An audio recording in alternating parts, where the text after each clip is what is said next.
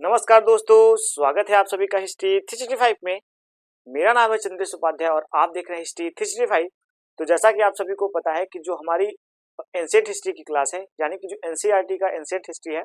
उसकी कह सकते हैं मॉडर्न हिस्ट्री है, हम उस पर जो है वह चर्चा कर रहे हैं। और कल हमने जो है वो अध्याय फर्स्ट जो था उसको देखा था, यानी कि कल अध्याय फर्स्ट के बारे में देखा था और जो अध्याय सेकेंड था उसके बारे में चर्चा करी थी। तो अध्याय सेकेंड में हमने जो है वो कह सकते हैं कि हमने जो कह सकते हैं बक्सर का युद्ध है वहां तक का जो है वो भाग देखा था, यानी कि बक्सर का युद्ध जो था उसके बारे में हमने चर्चा करी थी कि किस प्रकार से बक्सर का युद्ध जो है वो हो रहा है। तो हमने उसके बारे में जो है वह देखने का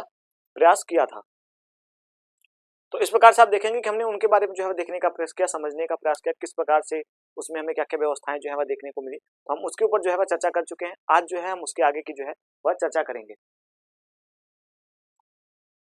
तो आज का हमारा अध्याय 2 है। अध्याय 2 है और इसमें हम जो है वह कह सकते हैं बक्सर के युद्ध के बारे में जो है वह चर्चा करेंगे। किस प्रकार से हमने कल जो है बक्सर के युद्ध तक का जो है वो इतिहास देखा था, हमने उसको पढ़ा था, समझा था, उसमें क्या क्या महत्वपूर्ण बातें थी हमने उसको भी देखा था। तो आज जो है हम उसके आगे से बढ़ेंगे। तो जैसा कि मैंने आपको एक एक में जो प्रारंभिक बातें हैं हम उस पर चर्चा करेंगे कि प्रारंभ में जो हमें जानकारी देखने को मिलती है उसमें यह देखने को मिलता है कि आप देखेंगे कि प्रारंभ समय में हमें ऐसी जानकारी देखने को मिलती है कि मुगल जो है वह धीरे धीरे कमजोर होते चले गए। उसके बाद वहां पे आप देखेंगे कि बंगाल के जो नवाब है उन पर जो है वो अंग्रेजों का जो है वो हमें कह सकते हैं कि अधिकार होता हुआ देखने को मिलता है। उन्होंने बंगाल पर जो है वो अधिकार कर लिया और उसके बाद आप देखेंगे जो बंगाल के नवाब थे सिराजुद्दौला को उनको परास्त किया गया। कह सकते हैं कि प्लासी के युद्ध में जो है वो उनको परास्त किया गया। उसके बाद परास्त करने के बाद जो है वो शुजाउद्दौला का जो है वो मौत हो जाती है, यानी कि शुजाउद्दौला की मौत को घाट उतार दिया जाता है और मीर जाफर को जो है वह कह सकते हैं कि यहाँ का जो है वो अगला जो है वह नवाब बना दिया जाता है। उसके बाद आप देखें कुछ समय के बाद जब मीर जाफर अंग्रेजों से स्वतंत्र होना चाहता है तो उसको हटा करके मीर कासिम को जो है वो यहाँ का फिर से नवाब बना दिया जाता है। यहाँ पे दूसरा नवाब की जो है नियुक्ति होती है। उसके बाद आप देखेंगे कि जब मीर कासिम जो था वो भी स्वतंत्र होना चाहता है अंग्रेजों से, उनकी जो फरमान हुई थी उनसे स्वतंत्र होना चाहता है। तो आप देखेंगे इनको भी हटा दिया जाता है। तो आप देखेंगे एक हमें जो है वो कह सकते हैं कि कठपुतली राज्य की जो कामना है अंग्रेजों की वो पूरी होती हुई नहीं देखने को मिलती है। तो कई युद्ध जो है वो इसके लिए हुए। तो आप देखेंगे कि बक्सर का जो हमें पहला युद्ध देखने को मिलता है। तो बक्सर के युद्ध में आप देखेंगे कि अब जो है कह सकते हैं कि अंग्रेज जो है वो इनके साथ जो है वो युद्ध करेंगे, यानी कि मीर कासिम के साथ जो है वो युद्ध करेंगे और मीर कासिम से युद्ध करने के बाद इनको जो है बक्सर के युद्ध में हराएंगे। और हराने के बाद जो है वह कह सकते हैं कि इनको हराने के बाद, और एक बात और आपको बता दूं कि जब मीर कासिम लड़ रहा है तो उसके साथ जो यहाँ के नवाब हैं, यानी यहाँ के जो हमें नवाब देखने को मिलते हैं वह भी यहाँ पे कह सकते हैं कि जो हमें मुगल शासक देखने को मिलते हैं वो भी जो है अपने दरबार से भगाए हुए थे, यानी कि वहां से वो भागे हुए थे। तो वो भी आकर के इस युद्ध में जो है वो भाग लेते हैं और इस मतलब समझ सकते हैं कि अब जो है वो मीर कासिम और जो मुगल बादशाह हैं दोनों एक साथ जो है वो युद्ध लड़ने के लिए आते हैं। तो आप देखेंगे कि जब ये दोनों युद्ध लड़ने के लिए आते हैं अंग्रेजों से, तो अंग्रेजों से जब ये युद्ध लड़ते हैं तो इसमें आप देखेंगे बक्सर के युद्ध में इनका जो है वो हार होता है, बक्सर के युद्ध में हार जाते हैं। और हारने के बाद जो मुगल शासक थे उन्होंने जो है वो उड़ीसा और बंगाल की जो है वो दीवानी इनके नाम कर दी, यानी कि अंग्रेजों के नाम जो हमें इलाहाबाद की संधि देखने को मिलती है वहां पे अंग्रेजों के नाम जो है वो बक्सर और इलाहाबाद की जो दीवानी थी उसको जो है वो अंग्रेजों के नाम कर दी। और उनके नाम करने के बाद जो है वो कह सकते हैं कि अब जो है वो एक स्वतंत्र सत्ता के रूप में जो है वह धीरे धीरे अंग्रेजों का जो पैर हमें है वह जमता हुआ भारत में देखने को मिलता है कि एक स्वतंत्र सत्ता के रूप में जो है वह आगे बढ़ता हुआ देखने को मिलता है। तो हमने यहाँ तक की जो बातें थी वो हमने कल की क्लास में करी थी। तो एक आपको कांटेक्ट करने के लिए जो है वो मैंने यहाँ तक की बातें आपको बताने का प्रयास किया। तो हमने प्लासी के युद्ध के बारे में देखा और उसके बाद हम इनके बारे में देखें। अब हम देखेंगे कि कंपनी में जो अभी तक तो जो है वो नवाब बन रहे थे, यानी कि जब इनको दीवानी मिली उड़ीसा की और बंगाल की, जब दीवानी मिली तो उसके बाद जो है वो अब यह एक तरीके से स्वतंत्र होते हैं। तो हम वहां से जो है वो क्लास को आगे बढ़ाएंगे। तो हम देखेंगे इसके अंदर जो हमें पहला पॉइंट देखने को मिलता है वह है कि ब्रिटिश अधिकारी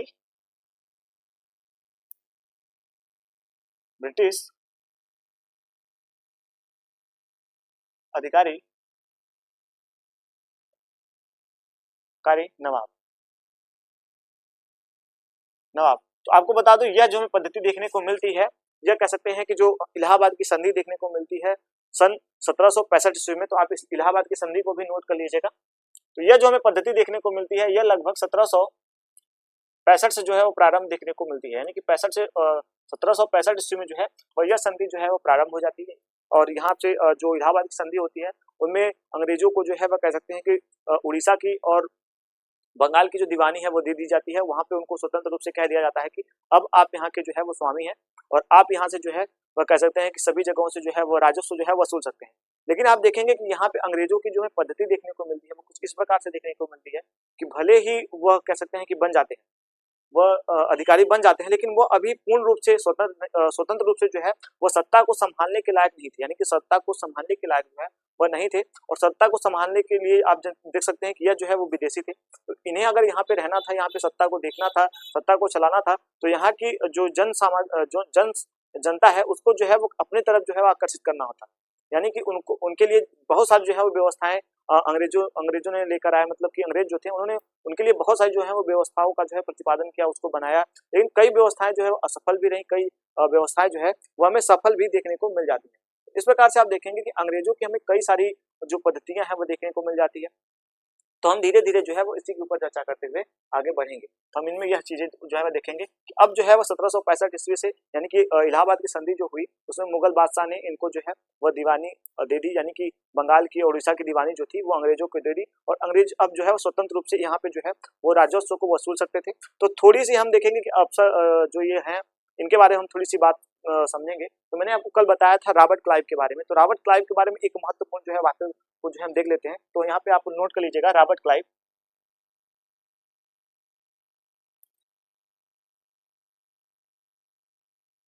रॉबर्ट क्लाइव, तो रॉबर्ट क्लाइव के बारे में आपको बता दूं कि रॉबर्ट क्लाइव जो है वो 2 बार भारत में जो है वो गवर्नर बन के आए थे, यानी गवर्नर जो है वो बन के आया था। भारत में 2 बार गवर्नर हमें देखने को मिल रहा है कि भारत में 2 बार गवर्नर बन के आया था। पहला जो गवर्नर ये बनकर आया था वह आया था 1743 ईस्वी में, 43 ईस्वी में। और जब दूसरी बार बना तो यह हमें कह सकते हैं कि इसका हमें जो दूसरी बार समय देखने को मिलता है वह हमें 1767 ईस्वी देखने को मिलता है। 1767 ईस्वी में यह दोबारा जो है वो गवर्नर के रूप में जो है आता है, यानी कि पहला बार जो है वो 1783 ईस्वी में हमें देखने को मिलता है और दूसरी बार जब यह बन के आता है तो ये आता है 1767 ईस्वी में। लेकिन आपको बता दूं, अब थोड़ी सी हम इसकी जीवनी के बारे में समझने का प्रयास करेंगे कि यह जो था, यह जब भारत आया था तो इसका जो हमें रॉबर्ट क्लाइव देखने को मिलता है, यह जब पहली बार गवर्नर बन के आया था तो यह इसकी जो उम्र थी वो महज 18 वर्षों की थी, यानी कि 18 वर्ष की आयु में यह पहली बार जो है वो भारत गवर्नर के रूप में जो है वह नियुक्त हुआ और यहाँ पे आया। इसके बाद इसको जो है वो वापस बुला लिया जाता है और उसके बाद ये 1767 में फिर से जो है जब अंग्रेजों को सत्ता मिल जाती है, यानी कि अंग्रेज जो थे ब्रिटिश अधिकारी थे उनको जो है वो उड़ीसा और बंगाल की दीवानी मिल जाती है, तो वहां पे जो है वो चल रहे जो अधिकारियों की अंधार कह सकते हैं कि जो उनकी सरकार को जो वो कह सकते हैं चुंगी नहीं देते थे और कह सकते हैं कि बहुत सारी जो है वो यहाँ पे जो है वो अव्यवस्थाएं जो है वो फैली हुई थी। तो उन अव्यवस्थाओं को रोकने के लिए जो है वो इसकी नियुक्ति 1767 में जो है की गई थी, क्योंकि यह यहाँ पे पहले भी आ चुका था। इसको जो है वो यहाँ के बारे में ठीक ठीक जो है वो नॉलेज हो चुकी थी, एक हल्का फुल्का जो है वो नॉलेज हो चुकी थी, तो इसलिए इसको यहाँ पे भेजा गया। आप जाइए वहाँ के अफसरों के ऊपर जो है वो थोड़ी सी पाबंदी लगाइए, जो वो स्वतंत्र रूप से वहाँ पे मनचाहे जो है वो व्यापार कर रहे हैं उन पर जो है वो रोक लगाइए। और जो है कंपनी को, यानी कि आप देखेंगे कि ये सारी की सारी कंपनियां जो है वह कह सकते हैं कि वहां से आई थी, तो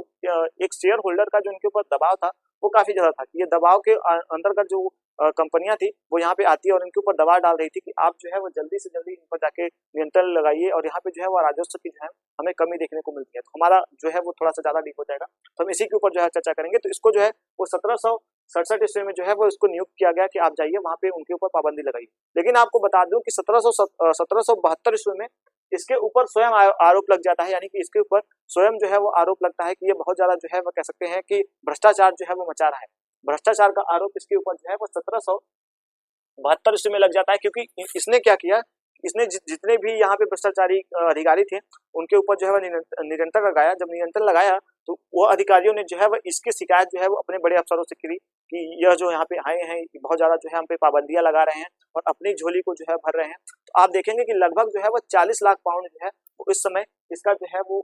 राशि थी। इसके पास जितनी उस समय धन संपदा थी वो लगभग आंकी जाती है कि 40 लाख पाउंड के आसपास जो थी, यानी कि आप देखेंगे कि आज के जमाने में 40 लाख,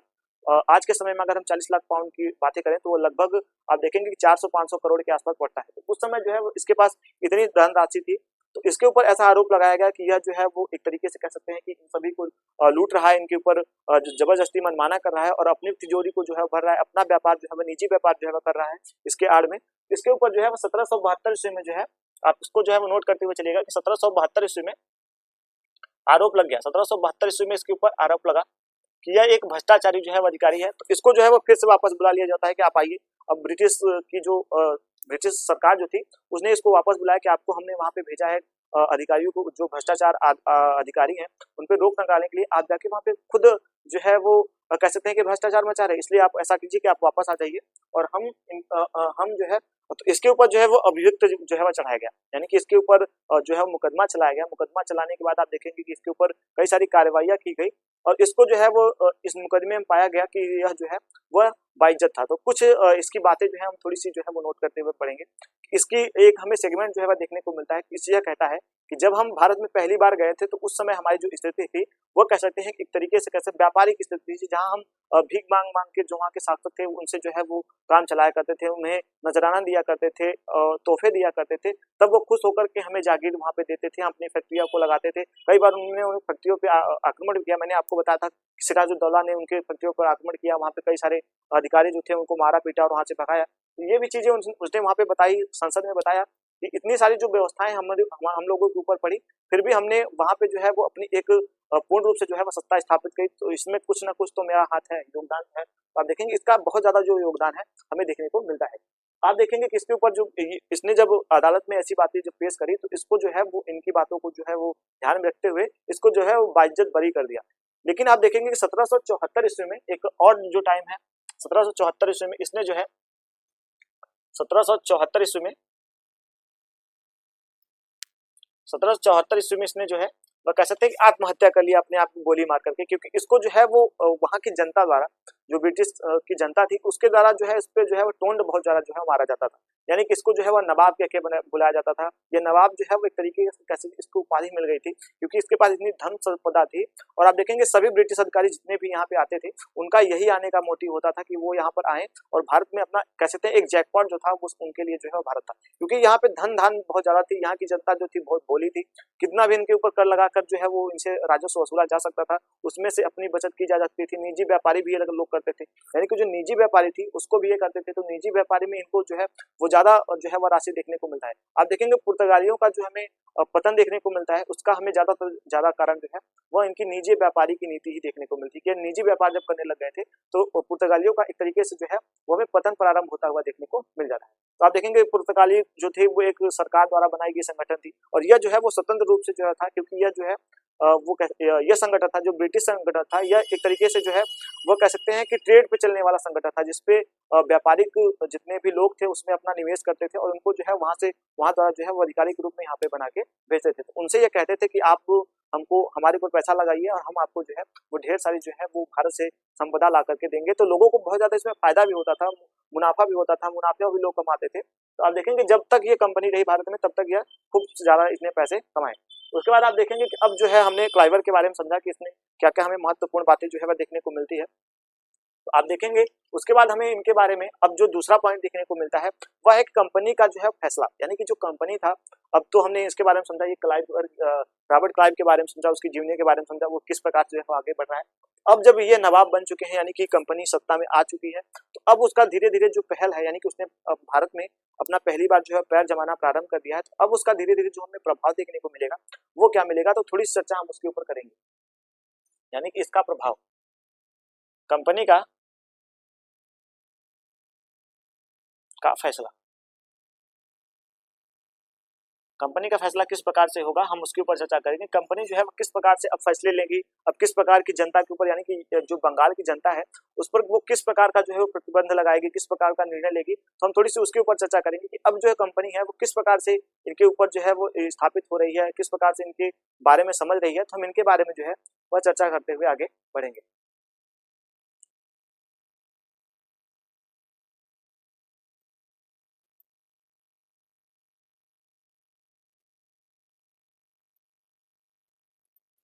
इस प्रकार से जो है ये जनता अब धीरे धीरे जो है वह इनके ऊपर किस प्रकार से ये जनता के ऊपर जो है वह करेंगे, अपने आसपास के राज्य हैं उनसे किस प्रकार का ये व्यवहार करेंगे, किस प्रकार का इनका व्यवहार उनके लिए होगा। हम उसके ऊपर जो है चर्चा करते हुए आगे बढ़ेंगे कि इनकी किस प्रकार की पद्धति हमें देखने को मिल जाएगी। तो आप देखेंगे जो हमें ब्रिटिश अधिकारी देखने को मिलते हैं उनकी हमें काफी सारी जो है वो विशेषताएं देखने को मिलती है। जैसे आप देखेंगे कि यह पहली बार जो है वो सहायक संधि करते हैं। तो एक उदाहरण के रूप में हम इलाहाबाद की संधि को लेंगे, हमें जो पहला पॉइंट देखने को मिलता है वो है सहायक संधि।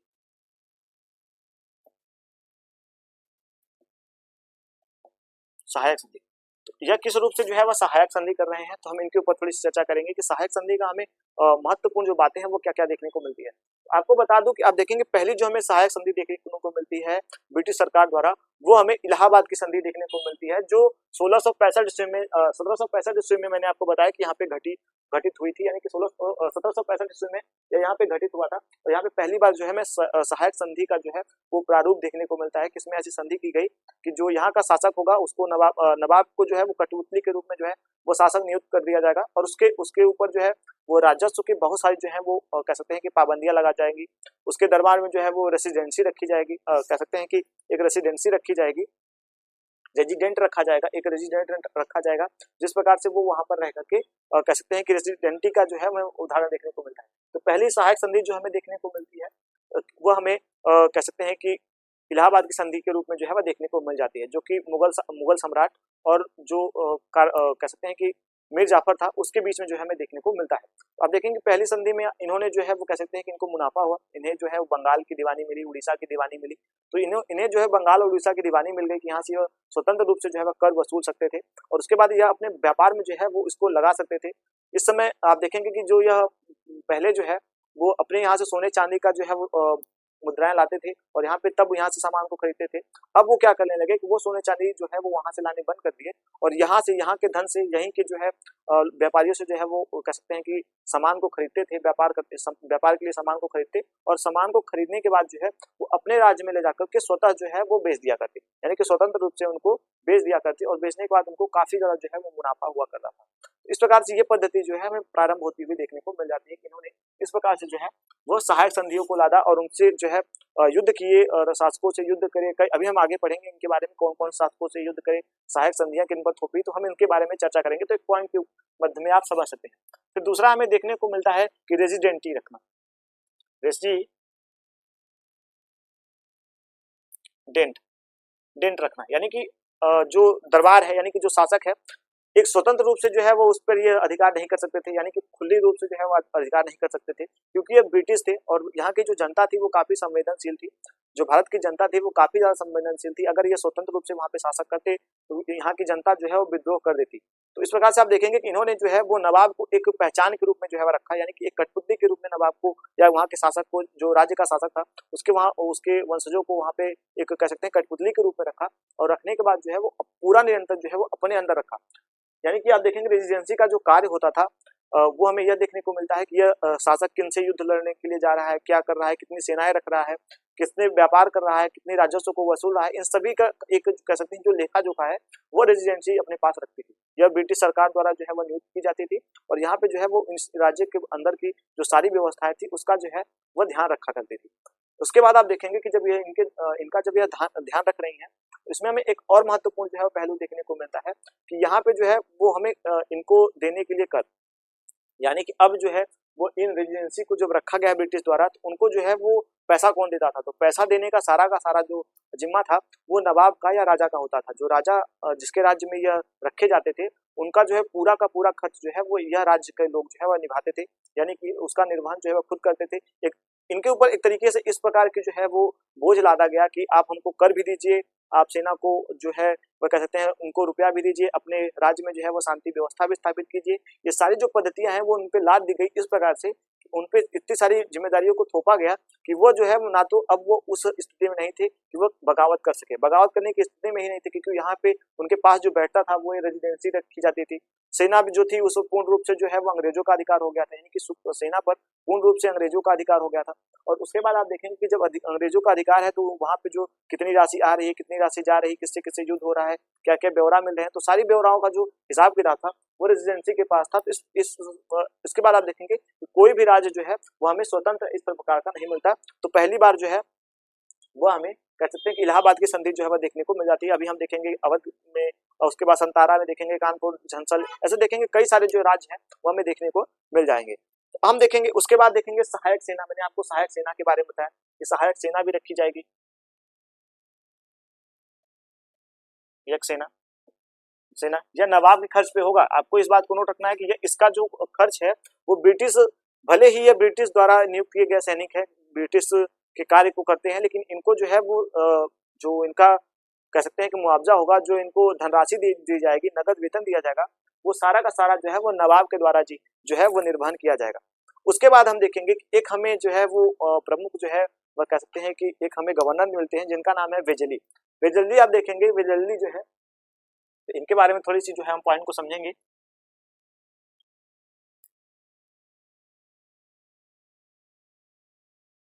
वेजली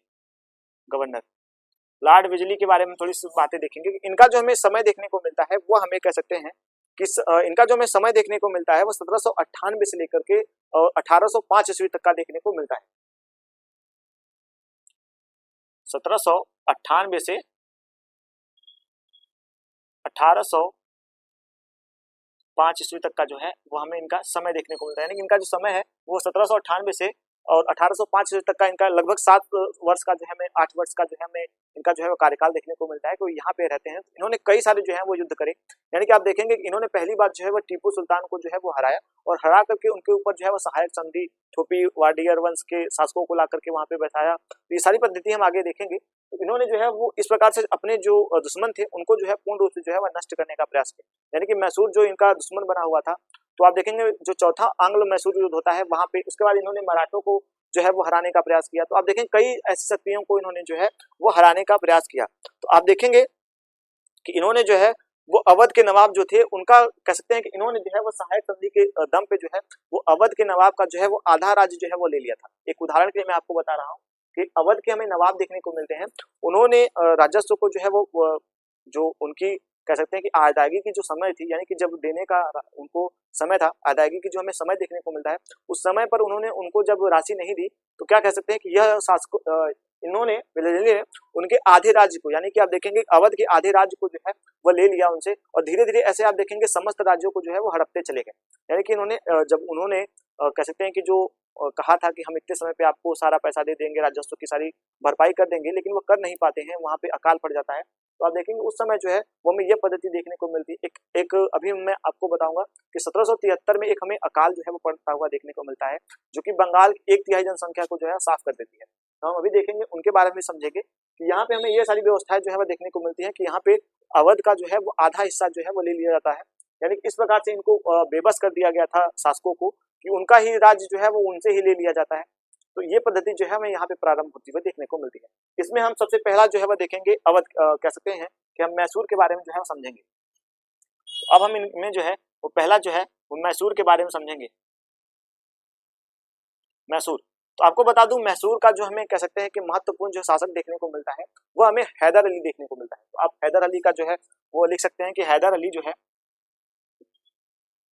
हैदर अली, हैदर अली जो है वो मैसूर का कह सकते हैं कि एक हमें शासक के रूप में देखने को मिलता है, जो कि यहाँ का शासक था। उसके बाद आप देखेंगे टीपू सुल्तान का जो है हमें शासक काल देखने को मिलता है। 1761 से लेकर के 1782 ईस्वी तक का जो है वो हमें इसका टाइम देखने को मिलता है। 1761 और 1782 ईस्वी तक का जो है हमें इसका टाइम जो है वो देखने को मिलता है। उसके बाद आप देखेंगे कि जो टीपू सुल्तान है, इन्हीं के पुत्र हैं टीपू सुल्तान।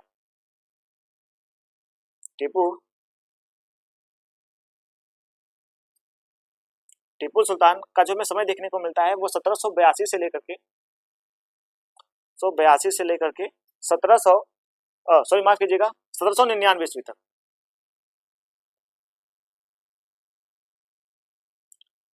1799 ईस्वी तक जो है वो हमें देखने को मिलता है कि इनके ऊपर मैसूर के ऊपर जो है वो इस प्रकार से जो है वो कह सकते हैं युद्ध होता है। लगभग 4 हमें आंग्ल मैसूर युद्ध जो है वो देखने को मिलते हैं। यानी आंग्ल मैसूर का युद्ध से हमारा तात्पर्य है कि जो अंग्रेजों के द्वारा जो है वो मैसूर के साथ युद्ध लड़ा जाता था। यानी कि आप देखेंगे आंग्ल मैसूर युद्ध देखने को मिलता है, आंग्ल मराठा युद्ध में देखने को मिलता है, आंग्ल सिख युद्ध में देखने को मिलता है। इस प्रकार से जितने भी आंग लगे होंगे आप समझ जाइएगा कि वो अंग्रेजों द्वारा जो है वो लड़े गए हैं। मैसूर के शासक से या मराठा के जो कह सकते हैं पेशवा है उनसे लड़े गए हैं, या जो पंजाब के जो शासक हैं महाराजा प्रताप सिंह उनसे लड़े गए हैं। तो इस प्रकार की जो पद्धति हमें इनके बारे में देखने को मिल जाती है। तो हम चर्चा कर रहे हैं अभी मैसूर के ऊपर। तो मैसूर के ऊपर जो है वह लगभग हमें जो है वो 4 युद्ध देखने को मिलते हैं। 2 युद्ध है जिसमें हैदर अली जो है वो कह सकते हैं कि हैदर अली के साथ जो है वो हुआ है, यानी कि 2 युद्ध हमें ऐसा देखने को मिलता है जो कि हैदर अली के साथ हुआ है, यानी कि आंग्ल मैसूर युद्ध जो हमें 2 देखने को मिलते हैं वो हैदर अली के साथ देखने को मिलता है। और 82 में जो है वो हैदर अली की मृत्यु हो जाती है, लेकिन उसके बाद टीपू सुल्तान जो है उस युद्ध का जो है नियंत्रण कर सकते हैं करता है। और उसके बाद हमें जो चौथा युद्ध देखने को मिलता है वो टीपू सुल्तान के अंत में देखने को मिलता है कि टीपू सुल्तान जो था वो उसकी मृत्यु के बाद जो है वह यह युद्ध जो है खत्म हो गया और मैसूर को जो है वह कह सकते हैं कि एक तरीके से अपने राज्य में जो है वह मिला लिया गया। तो ये पद्धति जो है हमें देखने को यहाँ पे मिल जाती है। तो ये बात मैंने आपको बताया।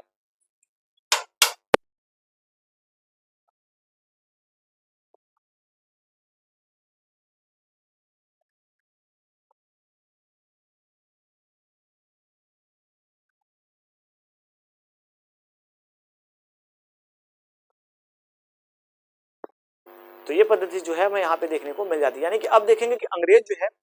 जो ब्रिटिश है वो धीरे धीरे अपने राज्य को जो है वो भारत में फैला रहे हैं, यानी कि अपना पैर जो है वह जमा रहे हैं। तो आप देखेंगे धीरे धीरे इन्होंने इतना जो है बंगाल से राजस्व को लूटा कि अब यह इतने पूर्ण रूप से जो है वो स्वतंत्र हो चुके थे। आपको बता दूं कि इनको रोकने वाले कोई भी ऐसे जो है हमें प्रमुख जो है वह ताकत देखने को नहीं मिलता। लेकिन आपको बता दूं कि इनको जो है वो डर लगा रहता था किससे, मराठों से। मराठों से इनसे हमेशा ही जो है वो डर का जो है वो देखने को मिलता है कि जो मराठे थे वो कह सकते हैं कि एक उस समय जो है प्रमुख सत्ता के रूप में देखने को मिलती है। लेकिन आपको बता दूं कि 1761 ईस्वी में जब मराठे के साथ इनका युद्ध होता है, यानी कि 1761 ईस्वी में जब मराठो पानीपत के युद्ध में लड़ते हैं अहमद शाह अब्दाली के साथ, तो इनकी जो हार होती है उससे इनको जो है वो करारा झटका जो है लगा था। यानी कि जो मराठे थे उनको एक करारे झटके के रूप में जो है हमें देखने को मिलता है कि उनको एक करारा झटका जो है वो लगता है और उनकी सत्ता धीरे धीरे जो है वह क्षीण होती हुई देखने को मिल जाती है। यानी कि 1761 में यहाँ पे जब यह कह सकते हैं कि प्लासी की युद्ध हमें होता हुआ देखने को मिलता है, या अपना धीरे धीरे जो है वह कह सकते हैं कि अधिकार जो है वो बंगाल पे बैठा रहे हैं। उसके बाद आप देखेंगे 1764 ईस्वी में बक्सर के युद्ध में इन्होंने पूर्ण रूप से जो है वो जो कह सकते हैं बंगाल की और उड़ीसा की जो दीवानी उन्होंने हासिल कर ली है और यहाँ पे एक सत्ता के रूप में जो है स्थापित हो गए हैं। तो यह अब धीरे धीरे जो है वो यह स्थिति में आ चुके थे कि यह जो है वो युद्ध किसी भी शक्ति से जो है लड़ सकते थे, लेकिन ये कभी सीधे सीधे युद्ध नहीं लड़ते थे। यानी कि इनकी एक पद्धति थी कि यह धीरे धीरे कह सकते हैं उनमें जो है वो कूट डालते थे, यानी कि जो कह सकते हैं कि उनके पारिवारिक झगड़े होते थे वो हमें देखने को मिलते हैं। सबसे ज्यादा हमें महत्वपूर्ण इनके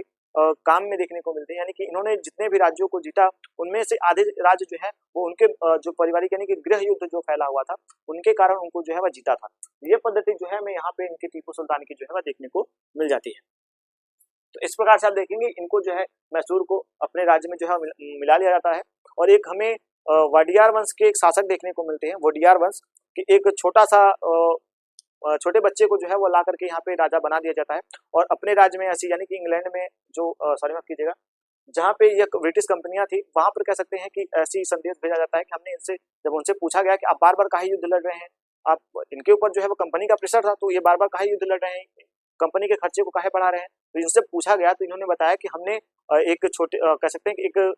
इंसाफ का कार्य किया है, एक मानववर्ता कार्य किया है, एक शासक को जो है वो उसकी सत्ता को दिलाया है। तो इन्होंने वाडियार वंश के शासक को यहाँ पे बैठाया और बैठाने के बाद जो है वो कह सकते हैं कि इनका एक पूरा चाबी जो है वो अपने पास रखा, भूभाग जो है वो आपस में जो है वो बांट लिया। यानी कि मैंने आपको बताया नहीं कि जो हमें चौथा आंग्ल मैसूर युद्ध देखने को मिलता है,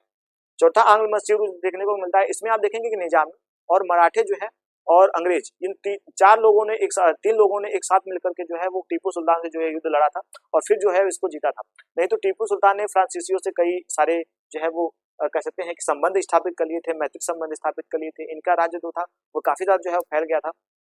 इस प्रकार से आप देखेंगे इन्होंने सेना में जो है आधुनिकीकरण कर डाली थी। तो एक तरीके से इनको हरा पाना जो है वो काफी ज्यादा मुश्किल था। उधर आप देखेंगे कि हमें कह सकते हैं कि रूस में जो है वो कह सकते हैं कि वहां पे जो है वो नेपोलियन का जो है वो भारत की तरफ जो है वो आक्रमण भी देखने को मिलता है। इस समय जो है वो रूस जो है अपना साम्राज्य विस्तार कर रहा था। तो यहाँ के जो व्यापारी थे यानी कि भारत में रहने जितने भी ब्रिटिश व्यापारी थे उनको इस बात का डर था कि ऐसा ना हो कि हमारा जो सत्ता है वो चला जाए, तो वो अंदर के जितने भी झगड़े थे उनको सुलझाने के लिए उनका पूरा फोकस जो है वो रूस के ऊपर लगा रहे। इसलिए जो है वो अंदर यानी कि इनको जो है फटाक से इन्होंने संधियां करी इनके साथ जो है यानी कि मराठों के साथ निजाम के साथ इन्होंने संधियां करी कि आप जब हमको इस युद्ध में जिता देंगे तो हम आपको और सारे बहुत सारे जो है वो भाग जो है वो देंगे। तो इन्होंने जो है वो इस प्रकार का कार्य किया कि इनको जो है वो बहुत सारे जो है वो भाग इनको देने का प्रयास किया था। ये पद्धति जो है हमें यहाँ पे देखने को मिल जाती है। अब हम देखेंगे मराठों के बारे में। तो दूसरे जो हमें देखने को मिलते हैं वह मराठों के बारे में देखने को मिलते हैं। मराठा राज्य आप देखेंगे कि जो मराठा राज्य हमें देखने को मिलता है यह इस समय जो है वह दक्कन का एक प्रमुख जो है वह कह सकते हैं दक्षिण भारत का एक हमें प्रमुख जो है वो प्रशासनिक जो है वो केंद्र देखने को मिलता है। मराठे जो थे एक समय ऐसा था कि इन्होंने संपूर्ण भारत पे जो है अपना आधिपत्य जो है वह स्थापित कर लिया था। उन्होंने कह सकते हैं कि मैसूर से लेकर के जो इनका राज्य था दक्कन में जितने भी सारे राज्य थे यहाँ से लेकर के इन्होंने कश्मीर तक यानी कि आप देखेंगे अफगानिस्तान तक के जो इलाके हैं उनसे जो है इन्होंने राजस्व वसूला था। दिल्ली को जो है अपने संरक्षण में रखा था यानी कि दिल्ली का जो शासक था उसको अपने संरक्षण में रखा था। और इसी कारण देखेंगे कि जो हमें अहमद शाह अब्दाली का युद्ध देखने को मिलता है 1761 में वो मराठों द्वारा लड़ा गया था क्योंकि यह जो है वो दिल्ली को अपने संरक्षण में रखे थे और रख रहे थे। तो इस कारण से जो है वो हमें यह युद्ध जो है वो देखने को मिलता है। तो मराठों ने जो है वो दिल्ली को बचाने के लिए जो है वो पानीपत का युद्ध लड़ा था और इस युद्ध को लड़ने के बाद हमें ऐसी जानकारी जो है वो देखने को मिलती है कि मराठे एक तरीके से जो है वो हार गए। लेकिन इसका कोई यह जो है हमें निर्णय नहीं देखने को मिलता है। यह इसमें जो है वो मराठे हारे तो जरूर थे लेकिन इसे अहमद शाह अब्दाली को भी कोई महत्वपूर्ण जो है वह कह सकते हैं कि जगह जो है वो प्राप्त नहीं हुई थी। अहमद शाह अब्दाली को कोई महत्वपूर्ण जो है वो कह सकते हैं कि इसमें प्रतिष्ठा जो है प्राप्त नहीं हुई थी क्योंकि वहां पर उसके यहाँ पे ग्रह युद्ध जो है वो छिड़ रहा था। तो वो उसको बचाने के लिए वो जल्दी से जल्दी यहाँ से वहां पे भाग जाता है।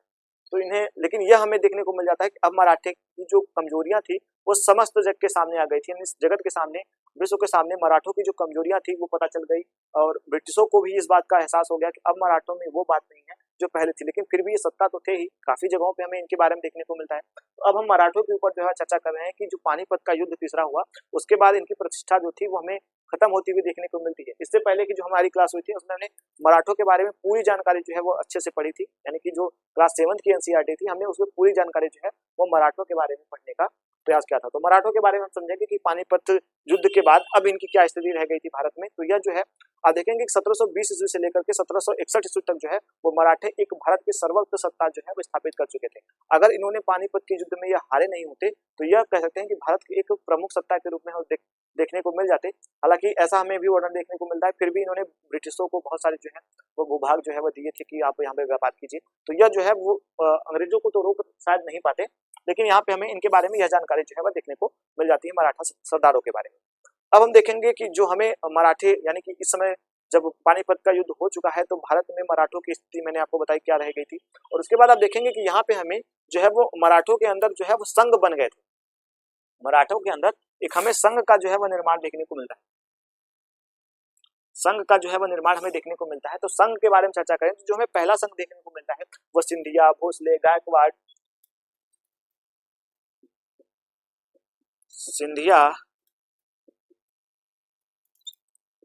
भोसले, गायकवाड़,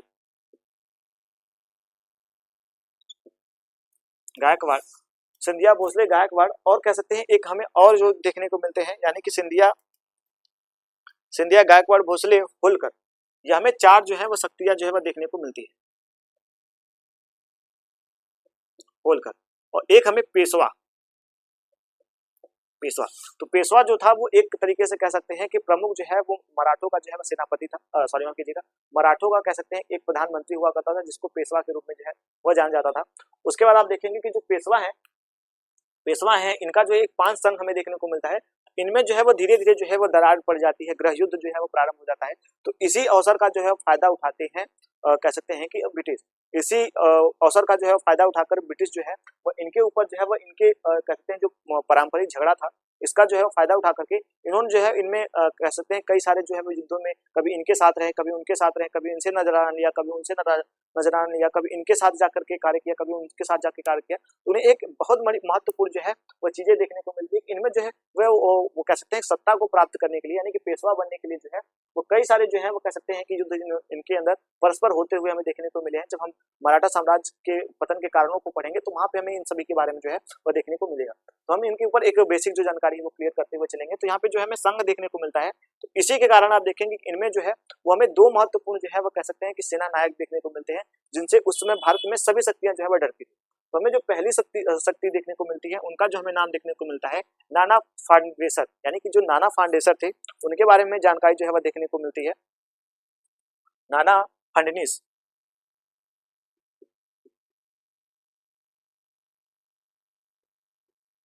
नाना फडणीस। उसके बाद जो हमें दूसरे प्रमुख योद्धा देखने को मिलता है, इनका जो हमें नाम देखने को मिलता है वो महादजी सिंधिया, महादजी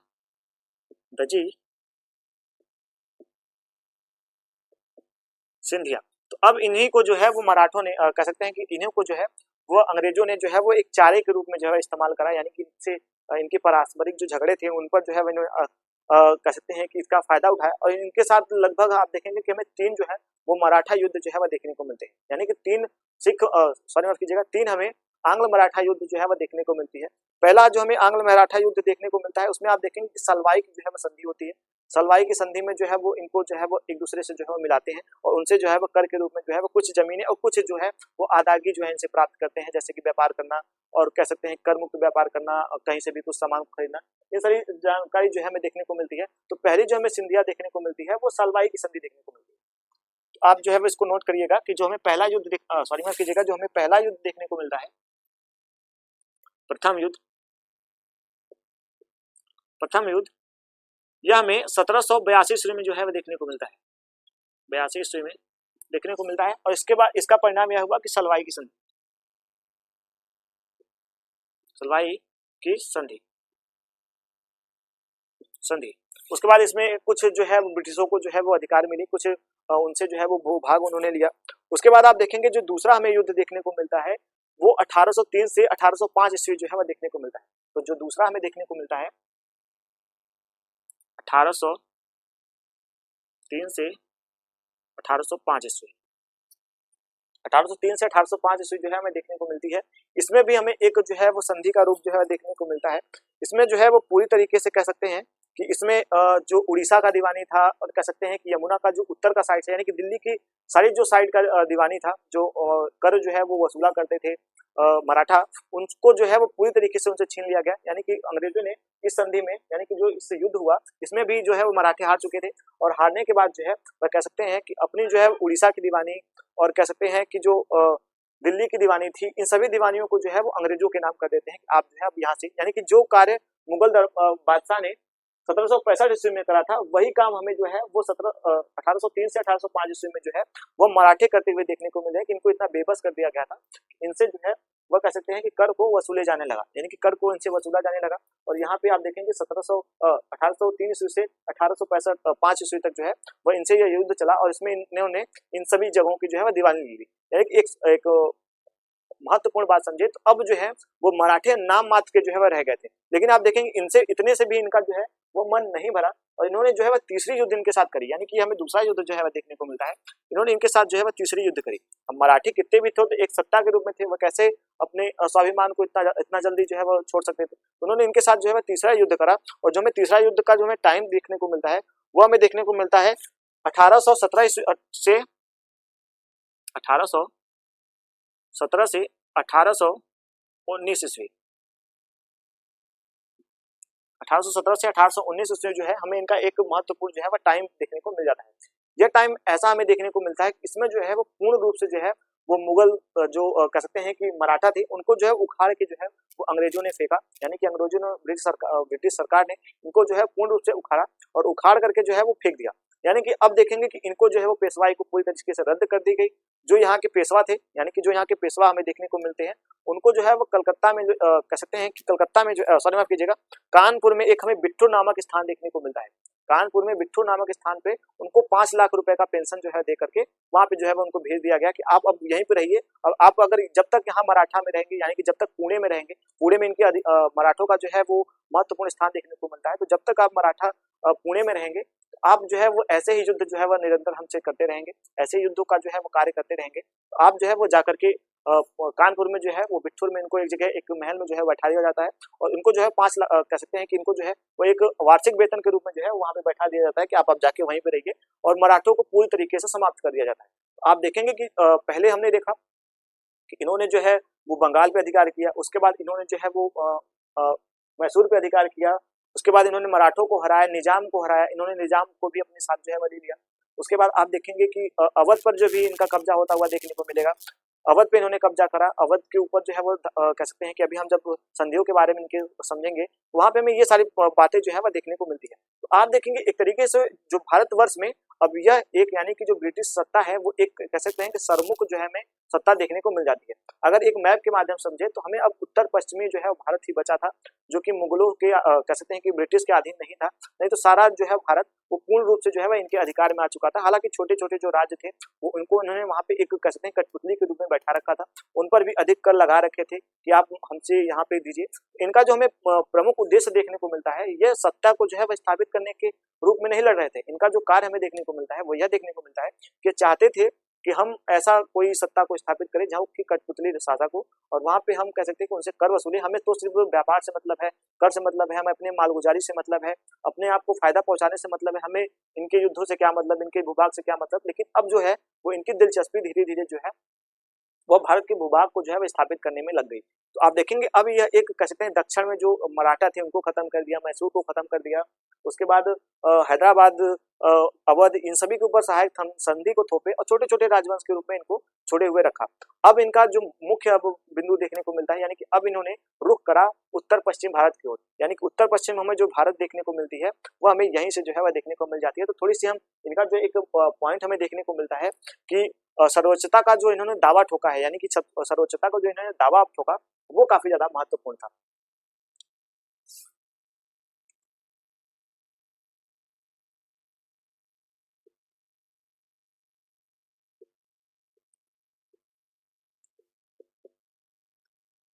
सर्वोच्चता का जो दावा था वो इन्होंने किस प्रकार से ठोका, हम उसके बारे में चर्चा करेंगे कि अब जो है वो एक भारत की यह प्रमुख जो है वो ब्रिटिश जो है वो सत्ता के रूप में स्थापित हो चुके हैं। इन्होंने बड़े बड़े जितने भी हमारे भारत में जितने भी शक्तियां थी उनको पूरी तरीके से नष्ट कर दिया है और अब यह दक्षिण भारत से लेकर के उत्तर भारत के कुछ भूभाग तक जो है वो पूर्ण रूप से जो है वो स्वतंत्र हो चुके हैं। यानी कि अब यह इन्होंने, आपको बता दो कि इन्होंने मुगलों को खत्म कर रखा था, मराठों को खत्म कर दिया और कह सकते हैं कि अवध को खत्म करा, बंगाल को खत्म करा। तो आप देखेंगे इस प्रकार से उन्होंने सभी को जो है वह खत्म करते हुए जो है वो अब इनका जो है वो रुख होगा, यानी कि अब इनका जो आगे बढ़ेगा या बढ़ेंगे आगे जो है वह कह सकते हैं कि आगे बढ़ेंगे और आगे के कार्य को करेंगे, यानी कि अब यह जो है वो पंजाब की तरफ जो बढ़ेंगे, यानी कि अब पंजाब की तरफ हम जो है वो रुख करेंगे। लेकिन अब हम जो है वो इनकी थोड़ी सी जो है वो यह व्यवस्था को देखेंगे कि अब इन्होंने किस प्रकार से भारत में, यानी कि अब यहाँ पे जो है वो किस प्रकार के पहलुओं का जो है वो निर्धारण करा, तो हम थोड़ी सी इसको समझेंगे। उसके बाद हम इनकी विलय नीति के बारे में जो है वो समझने का प्रयास करेंगे कि यह किस प्रकार से जो है वो उत्तर भारत और उत्तर पश्चिमी भारत में जो है वो अपने राज्य को स्थापित करने के लिए आगे बढ़ते हैं। तो आप देखेंगे कि जो हमें एक नाम देखने को मिलता है लॉर्ड हेस्टिंग का, लॉर्ड हेस्टिंग्स का जो हमें वर्णन देखने को मिलता है, इनका जो हमें समय देखने को मिलता है वो हमें 1813 ईस्वी से लेकर के 1823 ईस्वी तक, यानी कि 10 वर्ष का जो है हमें इनका शासनकाल जो है वह देखने को मिल जाता है। तो आप एक नाम जो है वो नोट कर लीजिएगा, लॉर्ड हेस्टिंग।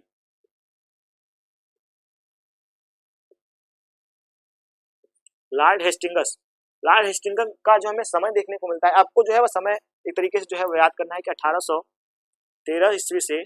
1823 ईस्वी तक का जो समय है वो इन्होंने जो है वो कह सकते हैं कि स्थापित कर लिया था। अब यह जो है वो शासक कह सकते हैं गवर्नर के रूप में जो है वो आए।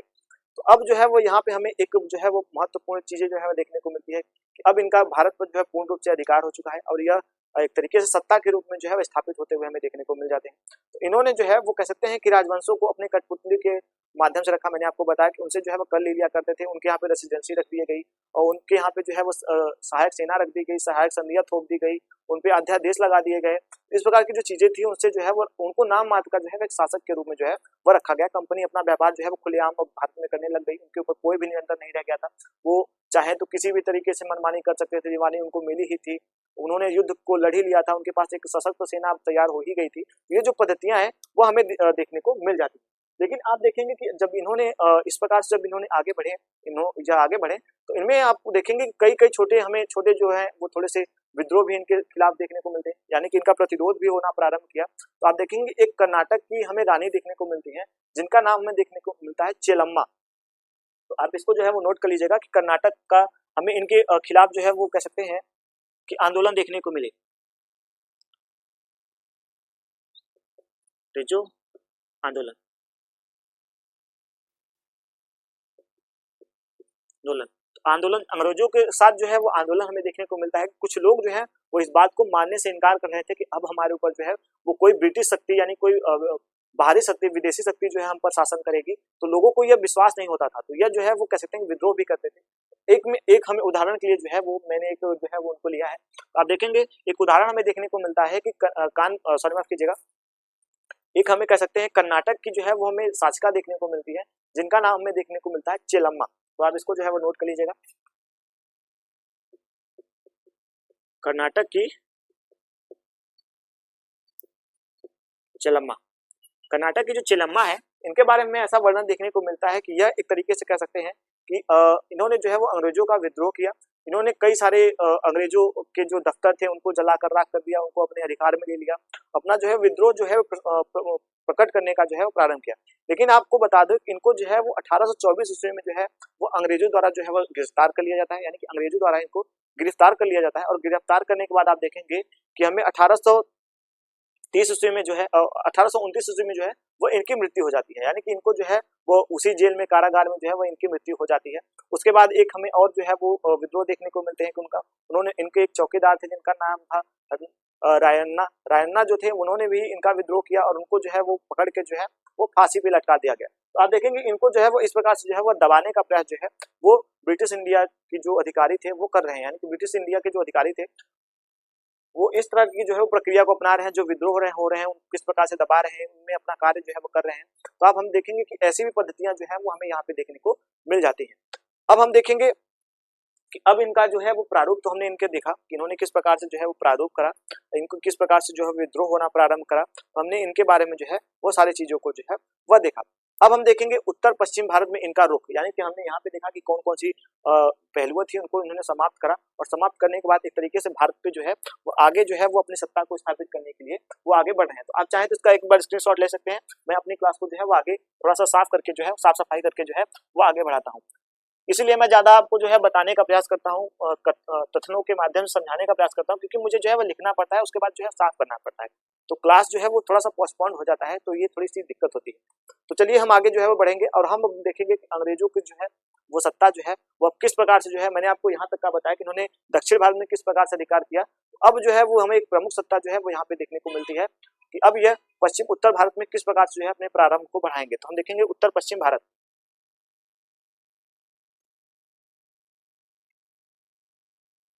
उत्तर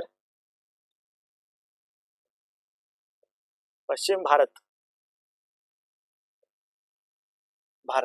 उत्तर पश्चिमी भारत के ऊपर हम देखेंगे कि अब तक हमने इन सभी के बारे में समझा जो भारत में महत्वपूर्ण पहलुएं थी।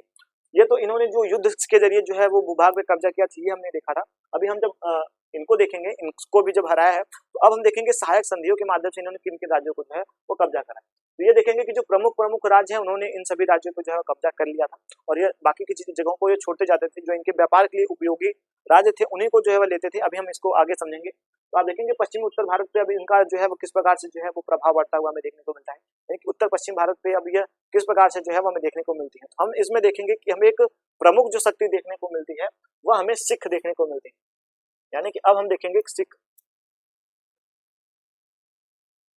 सिख जो है वो हमें इस तरफ के जो है वो प्रमुख हमें सत्ता जो है वो देखने को मिलते हैं। आपको बता दूं कि हमें सिख में जो है वो एक हमें महान शासक जो है वो देखने को मिलते हैं, जिनका नाम हमें देखने को मिलता है कि इन्होंने कई सारी जो है वो कह सकते हैं कि युद्धों को जो है वह लड़ा अफगानों से, और यह अब एक तरीके से जो है वो स्वतंत्र रूप से हमें देखने को मिलते हैं। तो मैंने सिखों का जब इतिहास आपको बताया था तो मैंने उनके बारे में एक समझाने का प्रयास किया था कि जो है सिख पंथ हमें जो है वो खालसा पंथ किस प्रकार से उत्पत्ति हुई, खालसा पंथ में हमें क्या क्या विशेषताएं देखने को मिलती है। तो हमने इन सभी के बारे में जो है वो अपनी पहले की क्लास में जो है वो चर्चा कर ली है, तो आप चाहें तो वहाँ पे जाके देख सकते हैं। तो एक आपको क्रम बता देता हूँ कि यहाँ पे जब खालसा पंथ जब स्थापित होता है तो सिख जो है वो कह सकते हैं कि जो पश्चिम उत्तर भारत से जितने भी आक्रमणकारी आते हैं, जैसे अब्दाली हुए, नादिर शाह हुए, वो आते हैं, इनको जो है वो मार के चले जाते हैं, यानी कि इनको पीट कर जो है चले जाते हैं। तो इन्होंने जो है वो इन सभी से तंग आकर के, और इनको मुगल, यानी कि ये मुगल रेसिडेंसी थी, मुगल का जो है वो अधिकार क्षेत्र था, इनका क्षेत्र था, यहाँ से इनको कर मिलता था। तो मुगलों को इस पर ध्यान देना चाहिए, तो मुगल सत्ता जो है वो कमजोर हो चुकी थी, तो वो अब इनके ऊपर जो है वो ध्यान नहीं देते थे। तो उन्होंने जो है वो खालसा पंथ की जो है वो नींव डाली, और वो जो है अपना अधिकार जो है वो स्वयं से जो है प्राप्त करना जो है वो प्रारंभ करते हैं, यानी कि अपने अधिकार को जो है वो स्वयं प्राप्त करना चाहते हैं कि अब हम जो है अपनी खालसा पंथ के जरिए जो है वो हम स्वयं एक सत्ता के रूप में जो है उभरेंगे। यानी कि ये लड़ने मरने वाले जो है वो ख्वाब लेकर जो है वो आगे बढ़ते हुए हमें देखने को मिलते हैं कि सिख जो है वो कह सकते हैं, इनको बार बार जो है वो इनके ऊपर आक्रमण हो रहे थे, इनको लूटा जा रहा था, इनको कोई केंद्र से जो है वो सहायता नहीं मिल रही थी, ऊपर से कर भी ले लिया जाता था। और मराठों ने भी इनके ऊपर बहुत सारे जो है मराठों ने इनके युद्ध में मदद भी किए थे। लेकिन आप देखेंगे कि इनको जो है वो कह सकते हैं कि कई प्रकार की जो है वो पाबंदियां देखने को मिलती हैं, तो यह एक स्वतंत्र रूप से जो है स्थापित होते हुए देखने को मिलती है। तो यह अब हमारा यह जो हमें 19वीं सदी जो है वो देखने को मिलता है, यानी कि हमने 17वीं सदी, 8वीं 18वीं सदी के बारे में पहली क्लास में चर्चा करी है। तो एक बेसिक कॉन्सेप्ट आपको तैयार करा कि सिख किस प्रकार से जो है वो आगे बढ़ते थे और किस प्रकार से इनकी उत्पत्ति हुई। तो यहाँ पे हमें खालसा पंथ देखने को मिलता है। यहाँ पे हमें एक शासक का नाम देखने को मिलता है जिनका नाम था रणजीत सिंह, रणजीत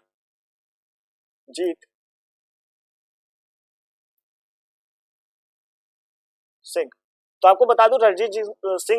सिंह जो थे, ये कह सकते हैं कि पंजाब के एक हमें प्रमुख जो है वह शासक देखने को मिलते हैं। इनके बाद जो है वो सिखों का पूरी तरीके से जो है वो पतन हो गया। इनके एक हमें पुत्र देखने को मिलता है जिनका नाम था दलीप सिंह। तो हम दलीप सिंह के बारे में अभी समझेंगे। तो हम पहले इनके बारे में समझेंगे कि यह जो है वो कह सकते हैं कि वहां पे एक सत्ता के रूप में उभरे हुए थे। पंजाब का जो कह सकते हैं इन्होंने काफी ज्यादा विकास किया था, यानी कि इनका जो क्षेत्र था वह कह सकते हैं कि यहाँ पे हमें फैला हुआ देखने को मिलता है। इन्होंने पंजाब को जो है कश्मीर से लेकर के अफगानिस्तान तक का जो क्षेत्र था, वो पूरा भाग जो था, सिंध का जो प्रांत था, मालवा के कुछ क्षेत्र थे, कश्मीर के कुछ क्षेत्र थे, अफगानिस्तान के कुछ क्षेत्र थे, इन सभी पे जो है वो कब्जा कर लिया था। आपको बता दूं कि इन्होंने ही नादिर शाह के जो नादिर शाह था, अहमद शाह अब्दाली का पुत्र एक हमें देखने को मिलता है जिसका नाम था शाह सुजा। शाह सुजा जो हमें देखने को मिलता है, शाह सुजा को इन्होंने ही हराया था, और उनसे हरा कर करके कह सकते हैं कि कोहिनूर हीरा जो कि अहमद शाह नादिर शाह द्वारा जो है वो दिल्ली से लूटा गया था, उसको जो है वो इन्होंने प्राप्त कर लिया था। तो आप देखेंगे कि एक तरीके से इन्होंने जो है वो अफगानों को हरा करके अपनी स्वतंत्र सत्ता की जो है वो स्थापना कर ली थी, और एक तरीके से इन्होंने जो है अपना साम्राज्य धीरे धीरे विस्तार करना प्रारंभ कर दिया था। अब जो है वो अंग्रेजों को जो है वो इस बात का जो है पता चला कि अब जो रणजीत सिंह है वो अपने साम्राज्य को फैला रहे हैं, तो एक उत्पन्न होती हुई नई शक्ति देखने को मिलती है। इनकी जो तकनीकी थी वो भी काफी अच्छी थी, यानी कि यह इनकी नौसेना भी काफी अच्छी थी, इनके जो सैनिक थे वो भी काफी ज्यादा प्रशिक्षित थे। इन्होंने आधुनिकीकरण से अपने सैनिकों को तैयार भी किया था, बंदूकें चलाना, तोपें चलाना, और कह सकते हैं गोलियां चलाना, पद्धति किस प्रकार से युद्ध करनी है, ये सारी चीजों को जो है इन्होंने अपने सैनिकों को जो है वो प्रशिक्षित दे रखा था। इन्होंने फ्रांसीसियों से भी अपने सैनिकों को जो है प्रशिक्षित दिलवाया था। तो इनके पास एक उत्तम तकनीक जो है वो आ गई थी, यानी कि रणजीत सिंह उस समय जो है वो भारत में एक प्रमुख सत्ता के रूप में हमें देखने को मिल जाती है। लेकिन आप देखेंगे कि इनसे जो है वो हमें कह सकते हैं कि दो युद्ध जो है वह देखने को मिल जाते हैं, यानी कि आप देखेंगे सिख से जो है वो हमें दो युद्ध जो है वह देखने को मिलते हैं, लेकिन वो भी हमें कह सकते हैं कि इनकी मृत्यु के बाद। तो आप देखेंगे इनकी मृत्यु के बाद जो है वो इनसे देखने को मिलती है एक संधि जो है वो एक पत्र संधि जो है वो अंग्रेजों और सिखों के बीच में होती है, यानी कि रणजीत सिंह के और जो अंग्रेज शासक थे उनके बीच में एक संधि होती है। इस संधि के रूप में जो है वो कह सकते हैं कि उन्होंने आपस में एक वार्ता किया कि आप जो है वो इस क्षेत्र से आगे जो है अपने साम्राज्य को नहीं फैलाएंगे, आप चाहे तो अफगानिस्तान की तरफ जो है जितना चाहे उतना साम्राज्य को फैलाइए, लेकिन आप इस तरफ जो है वो रुख ना कीजिए, आप दिल्ली की तरफ जो है मत बढ़िए, हम जो है वो इधर जो है वो स्थापित है, आप वहां पे रहिए, आप वहां पे शांति से रहिए, हम यहाँ पे शांति से रहेंगे। ये पद्धति पे जो है वो चलती रही, यानी कि ये पद्धति जो है वो चलती रही, इस पर दोनों ने अमल किया, एक मित्रवत इनका जो है वो संबंध स्थापित हुआ, ये दोनों मित्र बने रहे। लेकिन ब्रिटिश जो थे वो मित्रों के ही कह सकते हैं कि पीठ में खंजर भोंकने का कार्य किया इन्होंने। तो रणजीत सिंह की जब मृत्यु होती है, यानी कि आप देखेंगे कि 1700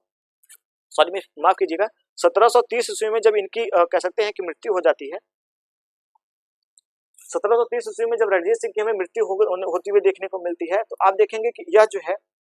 जो इस समय अंग्रेज थे, उन्होंने जब देखा कि अब जिससे हमारी संधि हुई थी वो तो मृत्यु हो गई, तो अब रानी थी और एक उनका अल्पपायु जो है पुत्र था जिसका नाम था दलीप सिंह। इन्होंने जो है वो कई सारे जो है वो उनपे कह सकते हैं कि आरोप लगाए और उनसे जो है वो युद्ध करने का जो है प्रयास किया, और युद्ध करने के साथ साथ इन्होंने जो है वो पहली जब युद्ध इन्होंने करा था तो वो हमें समय देखने को मिलता है सन 1838 ईस्वी से 1842 ईस्वी में, यानी इनका जो है पहला समय देखने को मिलता है। एक आप जो है युद्ध को जो है समझ लीजिएगा। तो यहाँ पे हमें अफगानिस्तान से युद्ध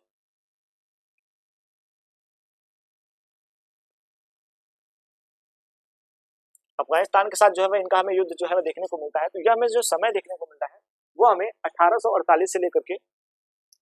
सॉरी माफ कीजिएगा, 1838 से लेकर के 1842 ईस्वी तक का टाइम देखने को मिलता है। 1838 से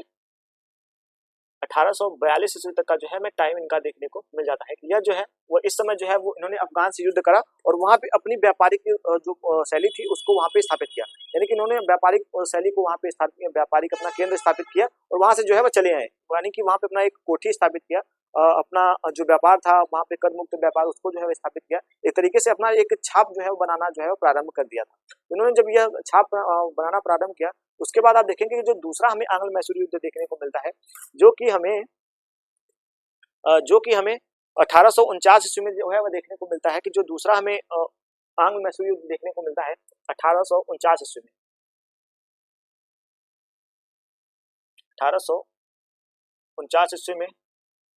दूसरा जो है हमें आंग्ल सिख युद्ध जो है वह देखने को मिलता है। तो आप देखेंगे कि जब रणजीत सिंह की जो है मृत्यु 1838 ईस्वी में हो जाती है, 1839 ईस्वी, सॉरी माफ कीजिएगा, इनकी मृत्यु जो है वो 1839 ईस्वी में हो जाती है इनकी मृत्यु, यानी जो रणजीत सिंह थे इनकी मृत्यु हो गई थी। तो आप देखेंगे इनके शासनकाल में पहला जो युद्ध हो चुका था 1838 में, तो यहाँ पे एक उन्होंने संधि जो है वो स्थापित किया, यहाँ पे इनको व्यापार करने का जो है वो मौका दे दिया। यही इनकी सबसे बड़ी गलती थी, यही इनकी सबसे बड़ी भूल थी कि इन्होंने पहली बार जो है वो इनको यहाँ पे बसने दिया। जब इन्होंने बसा, यानी कि आप देखेंगे इनका जो है पहला जो प्रारूप होता था, यानी पहला उद्देश्य जो होता था वो किसी भी राज्य में जा करके वहां पर उनके वहां पे अपनी व्यापारिक केंद्र को स्थापित करना और उसके बाद वहां का जो है वो पोल पट्टी लेने के बाद, यानी कि वहां की बातों को समझने के बाद, वहां की संस्कृति को समझने के बाद, उनके अंदर के भाव को लेने के बाद जो है वो उनको जो है वो कह सकते हैं उन पर जो है वो आक्रमण करते हैं और आक्रमण करके उनकी संधियां, सहायक संधियां, बाकी सारी जो चीज सेना संधियां, सहायक सेना, इन सभी की जो है वो कह सकते हैं पूरी जो है वो भरमार उन पर जो है वो गांठ दिया करते थे। तो ये जो पद्धति है वो हमें यहाँ पे भी देखने को मिल जाती है। यही पद्धति का इन्होंने सभी जगहों पे इन्होंने यही किया, यानी कि इन्होंने मराठों के साथ भी यही किया कि पहले जब इनकी आपसी युद्ध होते थे उसमें इन्होंने कह सकते हैं कि बिचौलिए का कार्य किया, उनसे कुछ भूभाग लिए, नजराने लिए और वहां पे कुछ जब आप देखेंगे कि दो लोगों के युद्ध बीच में होता है तो कहते हैं ना कि चलिए आपको हम चाय पिला देते हैं कि आपने हमारा जो चलिए चाय पी लेते हैं, पानी पी लेते हैं, कॉफी पी लेते हैं, कुछ खा पी लेते हैं। ये जो पद्धतियां हमें वहां पे देखने को मिलती है कि भारतीयों ने ऐसा सोचा चलिए आपको कुछ खिला पिला देते हैं, आपको थोड़ी सी अपने इतना बड़ा हमारा जो है युद्ध को सॉल्व किया है तो आप चलिए हम अब कुछ जो है खुशी में आपको व्यापार करने का जो है वो कह सकते हैं कि लाइसेंस दे देते हैं, कुछ भूभाग दे देते हैं। तो इस प्रकार की जो पद्धतियां है वो यहाँ पे हमें लागू होती हुई देखने को मिलती है। तो इसी का जो है फायदा उठा के अंग्रेजों ने जो है वो यहाँ पर जो है वो जब इनकी 1839 में मृत्यु हो जाती है तो उस समय जो है वो अफगानों के साथ जो है वो इनका युद्ध हो रहा था। तो उन्होंने इसके बाद जो है वो पंजाब के ऊपर जो है वो धावा बोल दिया। इन्होंने देखा कि यहाँ पे जो है वो एक अल्पायु जो है वो शासक थे जो कि रणजीत सिंह का पुत्र जो था उसका नाम था दलीप सिंह। दलीप सिंह जो कि एक अल्पवयस्क था, इसकी जो उम्र थी वो काफी कम थी और एक शासक के रूप में जो है वह नहीं रह सकता था। तो यहाँ पे एक हमें रानी देखने को मिलती है, उन्होंने इसका संरक्षक के रूप में जो है कार्य किया। तो रानी में जब इनके ऊपर सहायक संधियां थोपी गई, इनसे कर वसूला गया अंग्रेज द्वारा, तो रानी ने जो है वो विद्रोह कर दिया, यानी कि रानी ने विद्रोह करा। उसको जो है वो कह सकते हैं कि अंग्रेज द्वारा उस पर आक्रमण किया गया। मैंने आपको बताया कि दूसरा 1849 ईस्वी में जो है उसके ऊपर आक्रमण किया गया और उसको जो है वो कारागार में जो है डाल करके उसके बाद उसको छोड़ा गया। उसको 5 लाख रुपए जो है वो कह सकते पेंशन के रूप में दिया गया वार्षिक। फिर आप देखेंगे जो दलीप सिंह थे, दलीप सिंह थे, इनको जो है वो अंग्रेजों ने इनको हराया और हराने के बाद इनसे कोहिनूर जो है वह हीरा ले लिया, यानी कि कोहिनूर हीरा को लिया और हीरा को लेने के बाद इनको जो है वो ईसाई बनाया और ईसाई बनाने के बाद इन्हें ब्रिटेन जो है वो पढ़ने के लिए भेज दिया, यानी कि ब्रिटेन इनको पढ़ने के लिए भेजा और वहां पे इनको 5 लाख रुपए वार्षिक जो है वो दिया। उसके बाद इनका जो है वो कोई हमें अता पता देखने को नहीं मिलता। तो आप देखेंगे कि अब सिखों का भी इन्होंने पूरी तरीके से जो है पतन कर दिया और उनके ऊपर जो है वो पूरा अपना कह सकते हैं कि समस्त भारत पे अपना साम्राज्य जो है स्थापित कर लिया। तो ये पद्धति हमें देखने को मिलती है अंग्रेजों की। ये तो हमने देखा कि इन्होंने संपूर्ण भारत पे किस प्रकार से अपनी सहायक संधियों को थोपा। अब हम देखेंगे कि इन्होंने जो विलय की नीति अपनाई, यानी कि अब जो इन्होंने पहले तो सबसे प्रमुख सत्ताओं को जो है कब्जा किया। एक मैप के माध्यम से अगर मैं आपको समझाऊं,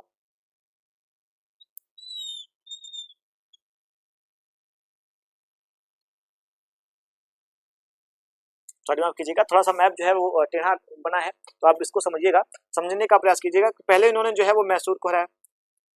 उसके बाद इन्होंने जो है वो सबसे पहले आप देखेंगे कि बंगाल की दीवानी इन्होंने हासिल करी,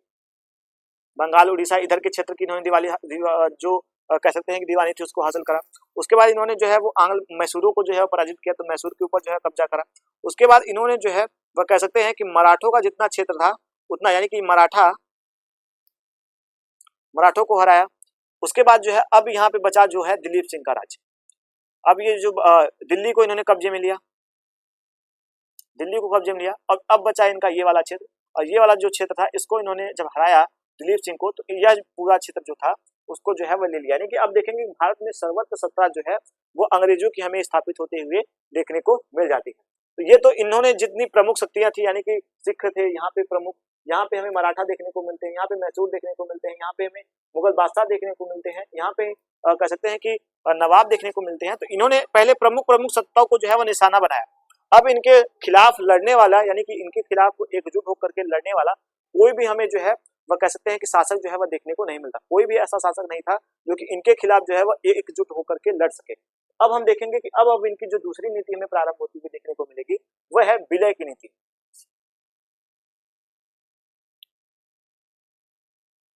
विलय की नीति।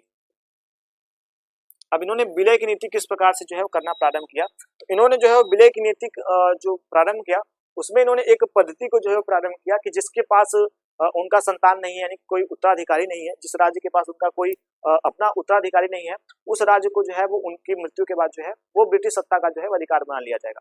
उसके बाद इन्होंने दूसरा पहलू यह दिया कि जो कुशासन कर रहे हैं, यानी कि अंग्रेजों के खिलाफ जो है विद्रोह करना चाहते हैं, उनको भी जो है वो उनके राज्य से उनको हटा दिया जाएगा। हटाने के बाद जो है उनके राज्य को भी अंग्रेजों को जो है वो नियंत्रण में ले लिया जाएगा। तो ये पद्धति जो है वो हमें देखने को मिलती है जनरल लॉर्ड डलहौजी द्वारा।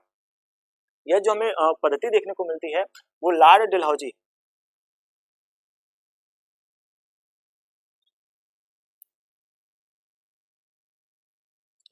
द्वारा जो है वह यह हमें प्रक्रिया देखने को मिलती है कि इन्होंने विलय नीति का जो है वो प्रारंभ किया कि विलय नीति किस प्रकार से करना चाहिए, हमें इसमें क्या क्या प्रमुख विशेषताएं देखने को मिलेंगी। तो हमें उसके ऊपर जो है देखेंगे कि इन्होंने जो है वो अधिग्रहण का जो है वो लहर जो है वो भारत भर में दौड़ा डाला। यानी कि पूरे भारत में इन्होंने अधिग्रहण किस प्रकार से अधिग्रहण करना है उसका जो है वह लहर इन्होंने पूरे समस्त जगहों पर जो है वह स्थापित कर दिया। किस प्रकार से हमें किसकी राजधानी को जो है लूटना है, किसकी राजधानी पर कौन सा आरोप लगाना है, ये पद्धति का जो है प्रारंभ करके इन्होंने छोटे छोटे राजवंशों को जो है वो कह सकते हैं कि अब जो है वो विजित करना प्रारंभ किया। पहले इनकी जो नीति थी वो बड़े बड़े राजवंश जितने भी थे उन पर जो है इन्होंने कब्जा करा। उसके बाद अब इन्होंने जो है वो छोटे राजवंशों के ऊपर जो है वो कब्जा करने का जो है वो प्रयास करना प्रारंभ कर दिया। तो हमें ये पद्धति जो है वह इनकी देखने को मिल जाती है। इनकी अब विलय नीति जो है वो हमें देखने को मिलती है लॉर्ड डलहौजी द्वारा। जो लॉर्ड डलहौजी थे, लॉर्ड डलहौजी जो थे वो इस एक तरीके से हमें कह सकते हैं कि इस नीति के जो है प्रतिपादक हमें देखने को मिल जाते हैं। अब हम देखेंगे कि अब इनके पास जो है वो क्या क्या विशेषता आई। तो इन्होंने विलय नीति का जो है सबसे पहला जो है वो उदाहरण दिया संतारा के साथ। आप देखेंगे एक संतारा हमें दक्षिण भारत का जो है वो प्रमुख राज्य देखने को मिलता है, संतारा, जिसका नाम देखने को मिलता है संतारा। तो मैं यहाँ पे जो है पहला जो है नोट करता हूँ कि संतारा एक दक्षिण भारत का जो है वो राज्य देखने को मिलता है, जिसको इन्होंने 1848 ईस्वी में जो है वो अपने अधीन कर लिया। यानी कि इनके पास कोई उत्तराधिकारी नहीं था, इसको जो है अपने अधीन करा। उसके बाद इन्होंने जो है वह कह सकते हैं कि सबलपुर को जो है वो अपने अधिकार में लिया। दूसरा सबलपुर, इसका जो हमें समय देखने को मिलता है वो हमें 1850 ईस्वी देखने को मिलता है, 50 ईस्वी देखने को मिलता है। यानी कि आप देखेंगे 2-2 वर्षों का जो है अंतराल हमें इसमें जो है वह देखने को मिल जाता है। अगर आप याद करना चाहें तो कर सकते हैं। उसके बाद आप देखेंगे कि उदयपुर जो है वह देखने को मिलता है। तीसरा जो है वो उदयपुर है। जैसा कि आपको नाम से ही पता चल रहा होगा कि यह किस जगह का है। तो उदयपुर हमें जो देखने को मिलता है वो 1852 ईस्वी का जो है वो समय इसका देखने को मिलता है। अब हम उसके बाद देखेंगे अवध, यानी कि सबसे लास्ट में जो है वो हमें अवध देखने को मिलता है कि अवध के ऊपर किस प्रकार की जो है नागपुर हमें देखने को मिलेगा। जो हमें तीसरा देखने को मिलेगा, हमने तीसरा के बारे में देखा, अब देखेंगे नागपुर। चौथा जो है नागपुर का जो हमें समय देखने को मिलता है वह हमें देखने को मिलता है कि 1852 ईस्वी, यानी कि एक वर्ष बाद 1852 ईस्वी का जो है वो हमें समय देखने को मिलता है नागपुर का जो है समय था, जब हमें 1852 ईस्वी का जो है वह इनका समय जो है वह देखने को मिलता है। उसके बाद आप देखेंगे कि झांसी पर जो है वो 1854 ईस्वी में जो हमें पांचवा देखने को मिलता है वो है झांसी। आपने ध्यान दिया होगा कि झांसी में रानी लक्ष्मीबाई जो है वो इस समय शासन कर रही थी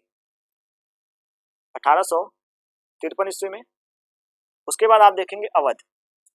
अवध के ऊपर जो कहते हैं कि अवध को जो अधिकार में अपने लिया गया, इस पे हमें देखने को मिलता है कि इन पर यह आरोप लगाया गया, यह जो है कुशासन का जो है पद्धति कर रहे हैं। जनता को जो है वो अब इन नवाबों से जो है वो कह सकते हैं कि उन्होंने ऐसी अफवाह फैलाई कि जनता जो है वो इस शासक जो है इस समय अवध पे जो शासक के रूप में जो कार्य कर रहा है वो बहुत ज्यादा उनको परेशान कर रहा है, और अब इनको जो है हटा करके जो है अपने राज्य को जो है स्थापित करेंगे। तो इनके ऊपर ऐसे जो है वो पद्धति को लगाया गया, और शासक से कहा गया, जब शासक ने पूछा कि अवध के ऊपर क्यों आक्रमण किया जा रहा है, तो उनसे बताया गया कि आप जो है वो हमारे खिलाफ जो है वो षड्यंत्र करते हुए पाए गए हैं, यानी कि हमारे खिलाफ जो है वह षड्यंत्र करते हुए पाए गए हैं।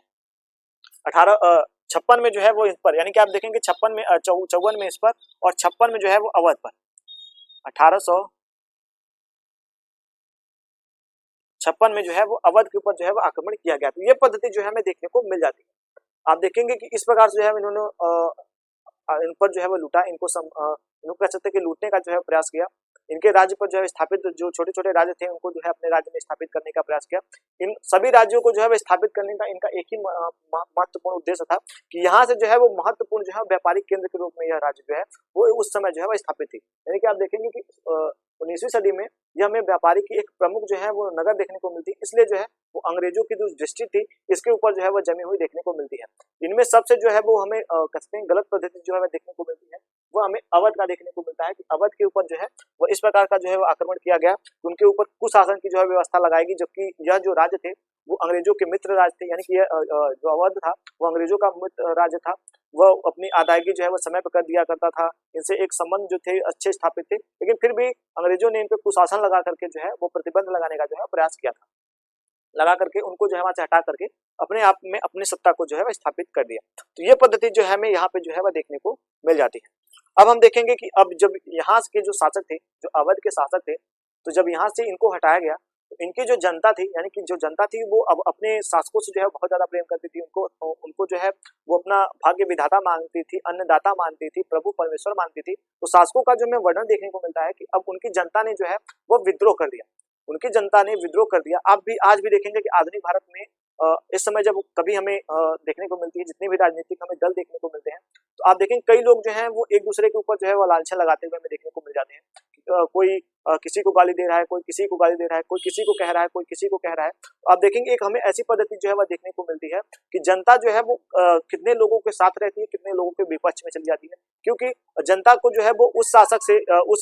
कह सकते हैं कि उम्मीदवार से, उस राजनेता से जो है वो काफी ज्यादा जो है वो लगाव देखने को मिलता है। तो हमें आज भी ये पद्धति जो है भारत में देखने को मिलती है कि अगर मान लीजिए जैसे एक उदाहरण के माध्यम से अगर हम समझाएं, इस समय जो है वो केंद्र में जो है मोदी सरकार का जो है राज्य, यानी कि बीजेपी का हमें जो है वो सरकार देखने को मिलता है। तो अगर कोई कितने ऐसे होंगे कि जो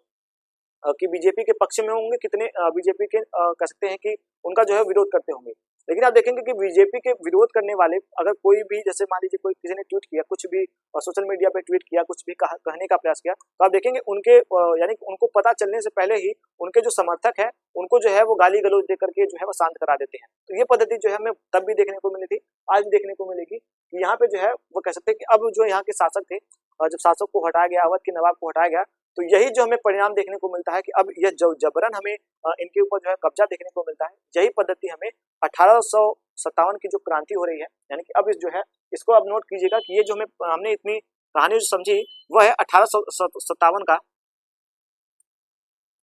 का विद्रोह। यही जो समय है, इसी समय जो है वो 1857 का हमें विद्रोह देखने को मिलेगा कि यही सारी प्रक्रिया है जो कि जनता के आक्रोश के रूप में जो है वो आगे जो है वह निकलेगा। और अवध के जितने भी यानी कि कानपुर के हमें शासक देखने को मिलेंगे, अवध के शासक जो जनता देखने को मिलेगी वो इस आंदोलन में जो है वो बढ़ चढ़ के जो है वो भाग लेती हुई हमें देखने को मिलेगी। यही पद्धति जो है वो हमें कह सकते हैं 1857 की जो है वो क्रांति के रूप में जो है वह देखने को मिल जाती है। तो अब तो हमने यहाँ तक, यानी अब हम जो है वो 1857 की क्रांति तक आ चुके हैं, यानी कि हमने यहाँ तक जो है समझा, हमने अवध के बारे में समझा। तो आप देखेंगे अवध का जो हमें एक खाना बना रहे हुए वो 1856 ईस्वी तक का जो है देखने को मिलता है। और उसके बाद आप देखेंगे कि जो हमें 1857 का जो क्रांति है, अब हम यहाँ पर जो है वो इसको छोड़ेंगे। अब हम देखेंगे कि अंग्रेजों ने किस प्रकार के जो है पहलुओं को भारत में लागू किया। इन्होंने अपने इस शासन काल, यानी कि आप देखेंगे कि मैंने आप देखेंगे प्लासी का युद्ध जो हमें देखने को मिलता है, मैंने आपको बताया था कि प्लासी का युद्ध जो है वो हमें 1757 ईस्वी में जो है वह देखने को मिलता है। अब 1857 ईस्वी लगभग 100 वर्ष में जो है वो अंग्रेजों ने किस प्रकार की जो है पद्धति को जो है भारत में लागू करा, हम थोड़ी सी चर्चा उसके ऊपर करेंगे कि अंग्रेजों ने अब कौन कौन सी जो है वो प्रसिद्ध जो है वो कह सकते हैं कि व्यवस्थाओं का जो है प्रतिपादन किया। तो हमने इनके ऊपर जो है वो सारी चीजों को समझा। तो आप चाहें तो एक बार इसका स्क्रीनशॉट ले लें ताकि मैं जो है वो अपनी क्लास को थोड़ी सी आगे बढ़ाने का जो है प्रयास करूं, आपको जो है पूरी बातें जो है समझाऊं। तो आप देखेंगे कि हम 1857 की विद्रोह तक जो है आ चुके हैं और आगे जो है हम इसी के ऊपर जो है चर्चा करेंगे। थोड़ी सी अब हम देखेंगे 100 वर्षों में इनका हमें शासनकाल किस प्रकार का देखने को मिला, इन्होंने कौन कौन सी व्यवस्थाएं को लागू किया, कौन कौन सी पद्धतियों को लागू किया। तो हम थोड़ी सी चर्चा उसके ऊपर जो है ना करते हुए आगे बढ़ेंगे। आप जो है वो इसका एक बार स्क्रीनशॉट जो है वो ले लीजिएगा।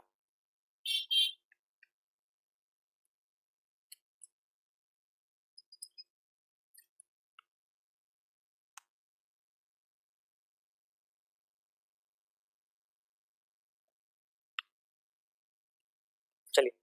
अब हम देखेंगे कि अब अंग्रेजों ने यहाँ पे कौन कौन सी शासन व्यवस्था को जो है वो लागू किया, यानी कि आप देखेंगे नए शासन की स्थापना। तो अब हमारा जो हेडलाइन होगा इसका वो है नए शासन की स्थापना। नए शासन की जो स्थापना है वो किस प्रकार से रही है, तो हम उसके ऊपर चर्चा करेंगे कि नए शासन की जो व्यवस्था हमें देखने को मिलती है उसका हमें क्रम जो देखने को मिलता है वो क्या हमें देखने को मिलती है। तो अब जो अंग्रेज हैं वो अपनी नई पद्धति कौन सी ला रहे हैं, जो कि भारत में पहले से शासक जो इस पर शासन कर रहे थे उनकी पद्धति कैसे थी और हमें यहाँ की पद्धति कौन सी देखने को मिलती है। तो इनमें जो है वो पहला जो देखने को मिलती है वो हमें देखने को मिलती है कि प्रेसिडेंसीज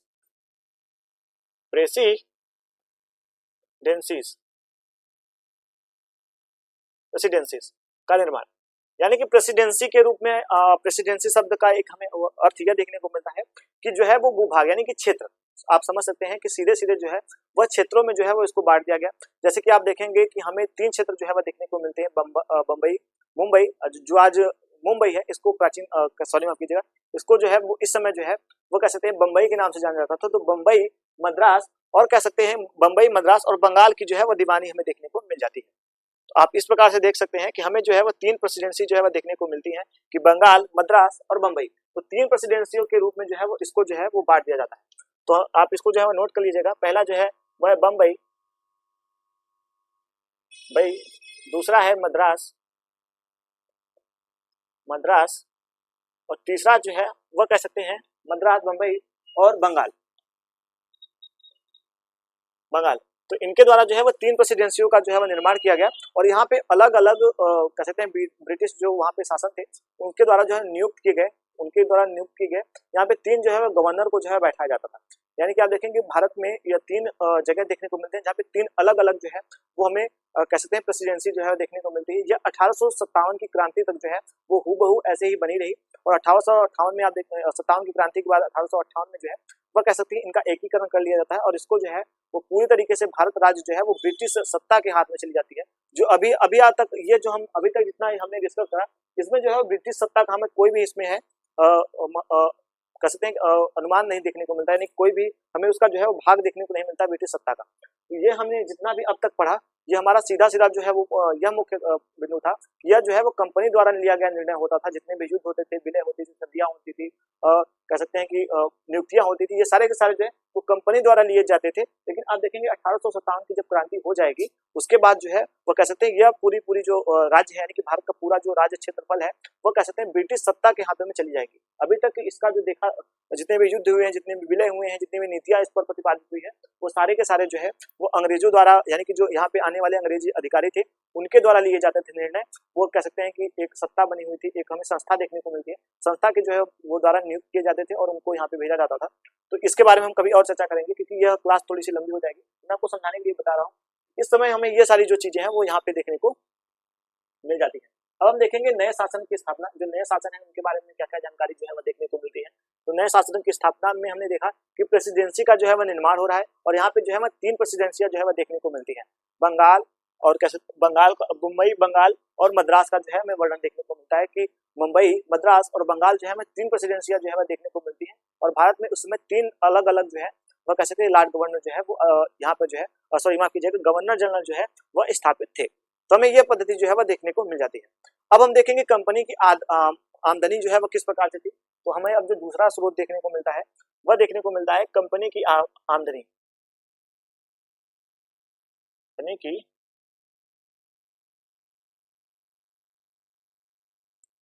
आमदनी। तो कंपनी की आमदनी के ऊपर हम चर्चा करेंगे। जैसे कि आप देखेंगे इतने सारे युद्ध इन्होंने लड़े, तो आप देखेंगे इनका तो खर्च भी तो होगा। ऐसा तो है नहीं कि इन्होंने जितने सारे युद्ध लड़े इनमें कोई खर्च नहीं होगा। बंदूक बारूद जो है वो नहीं चलाए जाएंगे, सैनिक नहीं मरेंगे, उनको मुआवजा नहीं देना होगा। ये सारी पद्धतियां भी तो इसमें हुई है। इनका जो खर्च होता था वो किस प्रकार से होता था, वो किस प्रकार से जो है वो उसकी अदायगी किया करते थे। आप देखेंगे इन्होंने जो है वह कह सकते हैं कि इनके ऊपर जो हमें व्यवस्थाएं देखने को मिलती है वह हम उनके ऊपर जो है वो चर्चा करेंगे। पहले हम देखेंगे आर्थिक संकट। जो हमें आर्थिक संकट देखने को मिलता है वो इनके ऊपर हमें क्या देखने को मिलता है। तो पहला पॉइंट है आर्थिक संकट।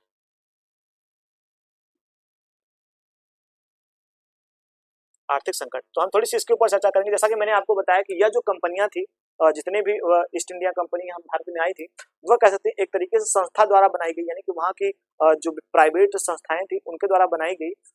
एक तरीके से एक हमें कंपनी देखने को मिलती है जो कि उनके द्वारा नियुक्त की जाती थी। वहाँ पे हमें सेल मार्केट का जो है व्यवस्था देखने को मिलता है, यानी कि आप देखेंगे कि जो हमें स्टॉक मार्केट का आज हमें देखने को व्यवस्था मिलता है, तो वो पद्धति वहाँ पे थी। वहाँ पे लोग अपना जो है वो निवेश किया करते थे और एक मंडली जो है वो बनी थी। वो मंडली जो है वो निर्धारण करती थी कि भारत में जो है वो कौन जाएगा, वहाँ पे कौन जो है वो गवर्नर के रूप में जाएगा, कौन अधिकारी के रूप में जाएगा, उसका निर्णय जो है वो वहाँ की कंपनी लिया करती थी। तो आप कंपनी के माध्यम से समझिएगा। तो ये पद्धतियां जो है वो वहाँ पे हमें देखने को मिलती है। वह इनके ऊपर दबाव डाल दी, आपने इतने सारे जो है युद्ध लड़े, तो यहाँ पे हमारा खर्चा बढ़ रहा है, यहाँ पे जो लोग हमारे ऊपर पैसा लगा के बैठे हैं वो हमसे पैसा मांग रहे हैं, उनकी भरपाई कैसे की जाएगी, आप जितनी जल्दी से जल्दी इसको हट आउट कीजिए। तो ये कंपनियां की जो इनकी संकट हमें देखने को मिलती है वो आर्थिक संकट में ये व्यवस्थाएं सबसे प्रमुख मानी जाती है। उसके बाद हम देखेंगे कि बंगाल की बिगड़ती दशा। दूसरा जो पॉइंट है वो है बंगाल की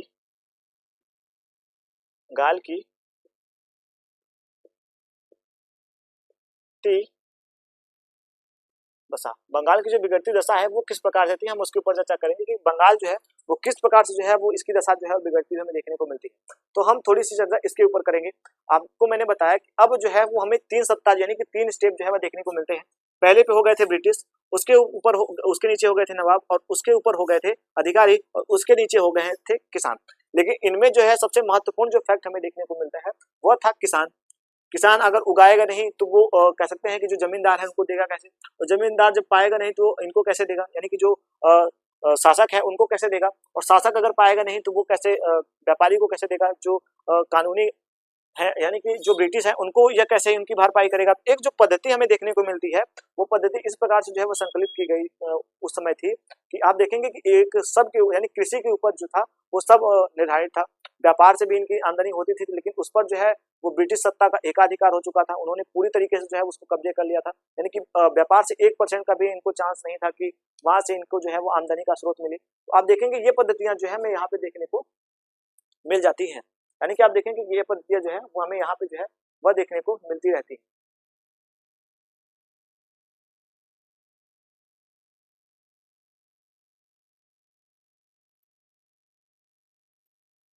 ये पद्धतियां जो है हमें यहाँ पे देखने को मिलती हैं कि ये लोग जो है वो कह सकते हैं कि शासन के रूप में जो है हमें देखने को मिल जाते हैं।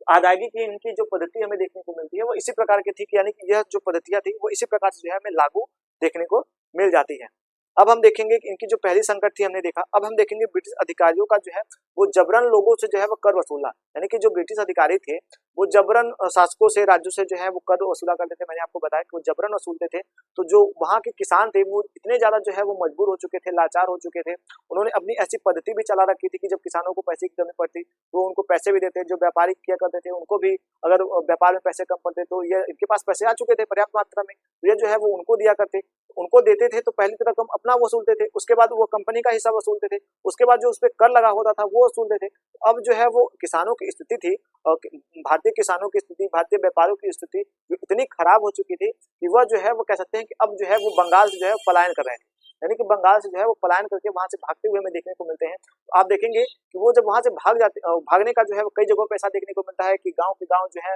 वो खाली हो पड़े हैं, गांव के गांव जो है वो खाली हो चुके हैं। वहां पे कोई कह सकते हैं कि वहां पे कोई रहने वाला नहीं है, वहां पे कोई शासन करने वाला नहीं है। और कह सकते हैं कि वहाँ पे कोई उपजाऊ भूमि नहीं है, लोग जो है वो बंजर हो चुका है, जमीन जो है बंजर हो चुका है। तो इस प्रकार से आप देखेंगे कि राजस्व आए कैसे, राजस्व के आने का जो स्रोत है वो किसान थे, तो किसान जब भाग जाएंगे, किसान खेती ही नहीं करेंगे तो कैसे होगा, उनके ऊपर इतने सारे कर्ज हो गए थे। तो ये जो संकट हमें देखने को मिलता है किसानों के ऊपर, ये एक कह सकते हैं कि महत्वपूर्ण जो है वो संकट देखने को मिल जाता है। अब हम देखेंगे कि आगे जो हमें जानकारी देखने को मिलती है, उसमें हमें एक और जो पद्धति है वो देखने को मिलती है। मैंने आपको आगे वादा किया था कि आपको बताऊंगा, तो वो हमें देखने को मिलता है 1770 का जो है वह हमें अकाल, 1770 का बंगाल अकाल, बंगाल का अकाल। 1770 में जो बंगाल में अकाल पड़ा, उसका जो हमें क्या क्या वर्णन देखने को मिलता है, थोड़ी चर्चा हम इसके ऊपर करेंगे। अभी जो है वो अकाल भी पड़ गया है, और इसमें जो है वो कह सकते हैं कि जो ब्रिटिश सत्ता है उनके द्वारा कोई भी उनको जो है वो राशि नहीं दी जा रही, कोई भी कह सकते हैं कि उनको मुआवजा नहीं दिया जा रहा, कोई भी उनको व्यवस्था नहीं दी जा रही। तो पहले हम इसकी चर्चा करेंगे कि 1770 में जो अकाल पड़ा, इसमें माना जाता है कि बंगाल की 1/3 जनसंख्या जो है खत्म हो गई थी। 1/3 जनसंख्या जो है वो खत्म हो गई थी लगभग। अगर हम इंग्लिश में समझे तो 10 मिलियन, और अगर हम हिंदी में समझे तो 1 करोड़ जनता जो है वो इस अकाल से जो है वो कह सकते हैं कि मर गई थी। 1 करोड़ जनता, करोड़ लोग मारे गए, लोग मारे गए। ये पद्धतियां जो है हमें देखने को मिलती है कि अब जो है वो अकाल पड़ रहा है, तो अब जब लोग आक्रोश में तो आएंगे ही, कि लोगों के अंदर ये आक्रोश जो है वो पनप रहा है कि जो शासक है वो हमसे मनमानी, और ऊपर से ये लोग जो है वो कह सकते हैं कि एक मनमानी जो है वो उनपे कर भी लगा देते थे। यानी कि जो शासक थे, जो ब्रिटिश अधिकारी थे, वो इनके ऊपर कर भी लगा दिया करते थे कि आप लोगों ने इसको नहीं दिया है, इस मंथ का नहीं दिया है, अगले वर्ष का नहीं दिया था तो आप उसको दीजिए, आपने जो हमसे कर लिया था उसको दीजिए, आपने हमसे जो ऋण लिया था उसको दीजिए, व्यापार पे दीजिए, यहाँ पे दीजिए, वहां पे दीजिए, ऐसे तमाम प्रकार के हजारों जो है कर इनके ऊपर लगा दिए थे। तो जनता जो थी अब वो परेशान हो गई थी, तो वो अपनी जमीन को जो है छोड़ के जाने लगी। उसी में 1770 का हमें अकाल देखने को पड़ता है। इस अकाल में शासक वर्ग को जनता की जो है मदद करनी चाहिए, उनको सहानुभूति देनी चाहिए, उनको जो है वो थोड़ी सी रियायत देनी चाहिए राजस्व को वसूलने में, लेकिन ये ऊपर से और ज्यादा जो है वो राजस्व उन पे लगा देते। इनमें हमें एक और व्यवस्था देखने को मिलती है, जमाखोरी का, जमाखोरी की जो है व्यवस्था देखने को मिलती है। तो आप इसको भी नोट कर लीजिएगा, जमाखोरी,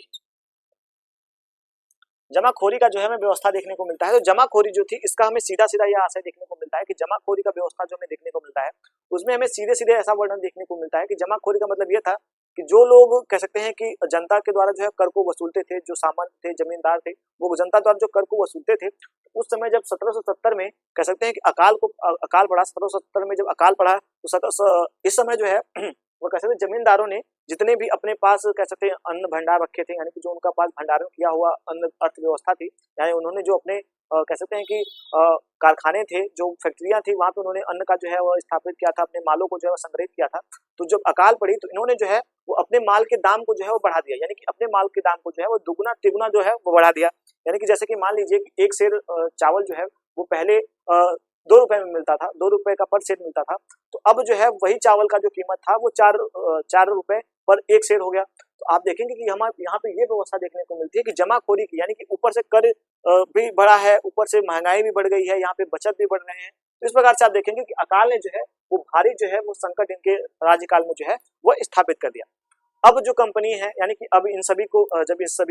एक जांच किया गया कि राजस्व हमारा क्यों बढ़ रहा है, तो एक हमें जो जांच देखने को मिलता है, तो जांच के बाद जो है वो अब हमें कह सकते हैं कि अंग्रेज शासक द्वारा,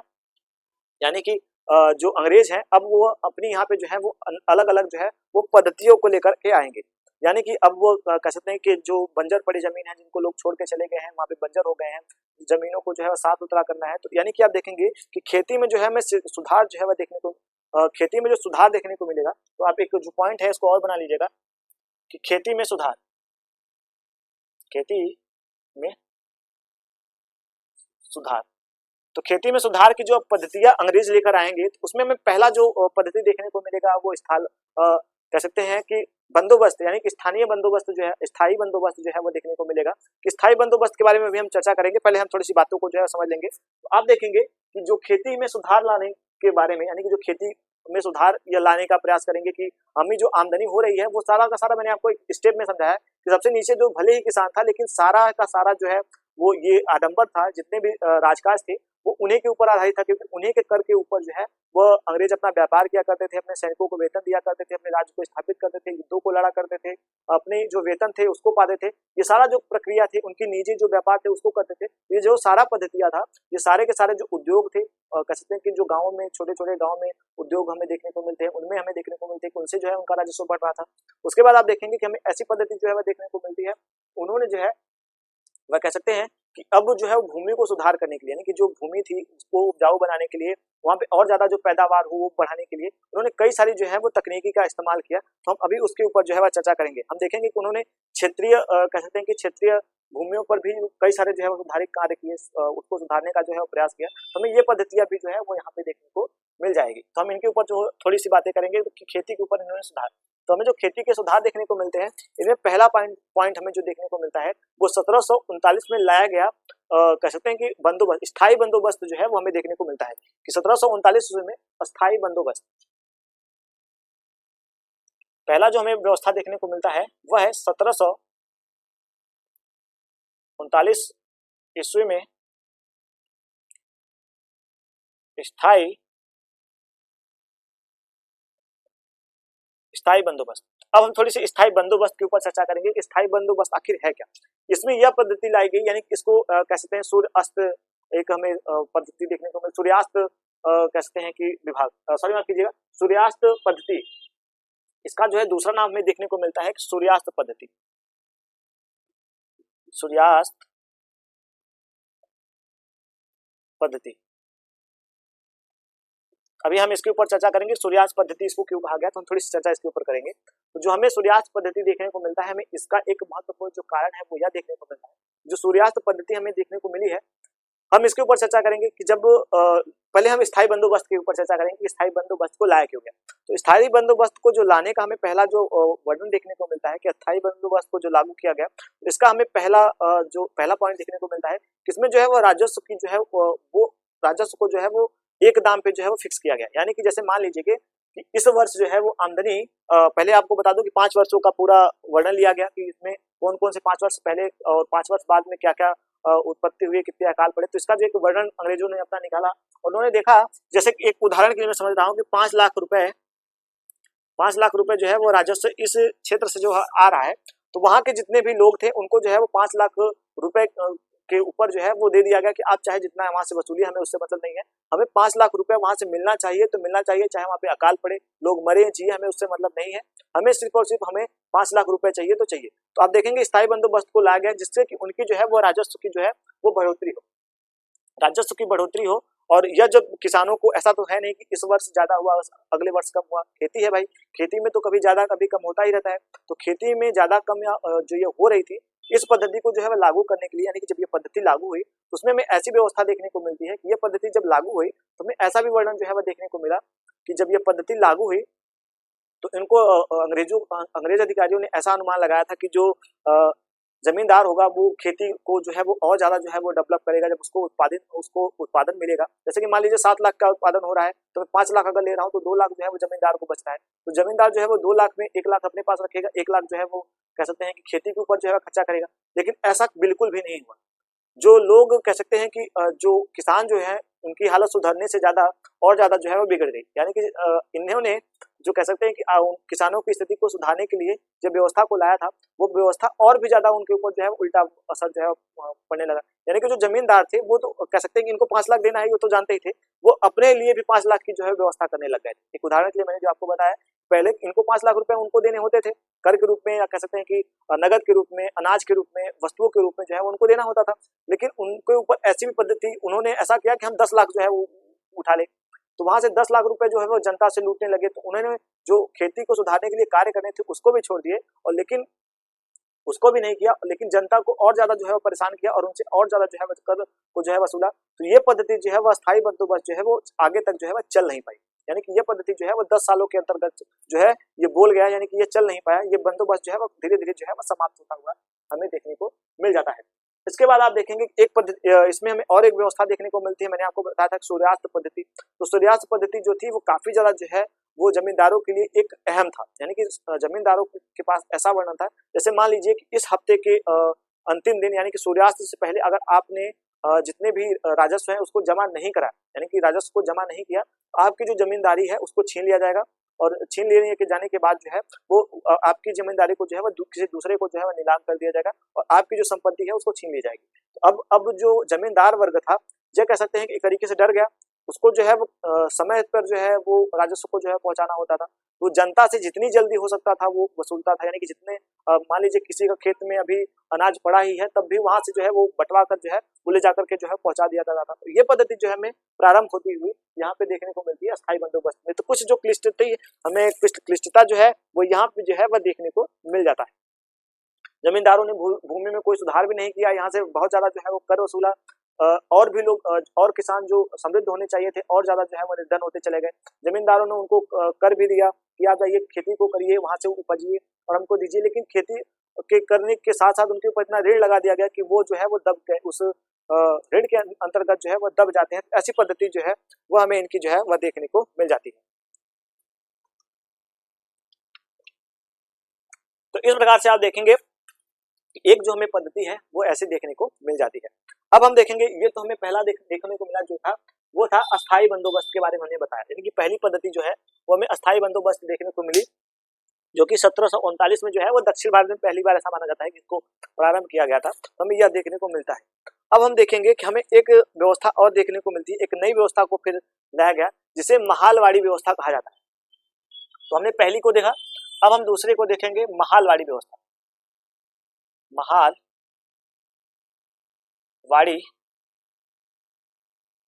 व्यवस्था, महालवाड़ी व्यवस्था के बारे में हम थोड़ी सी जो है वह चर्चा करेंगे।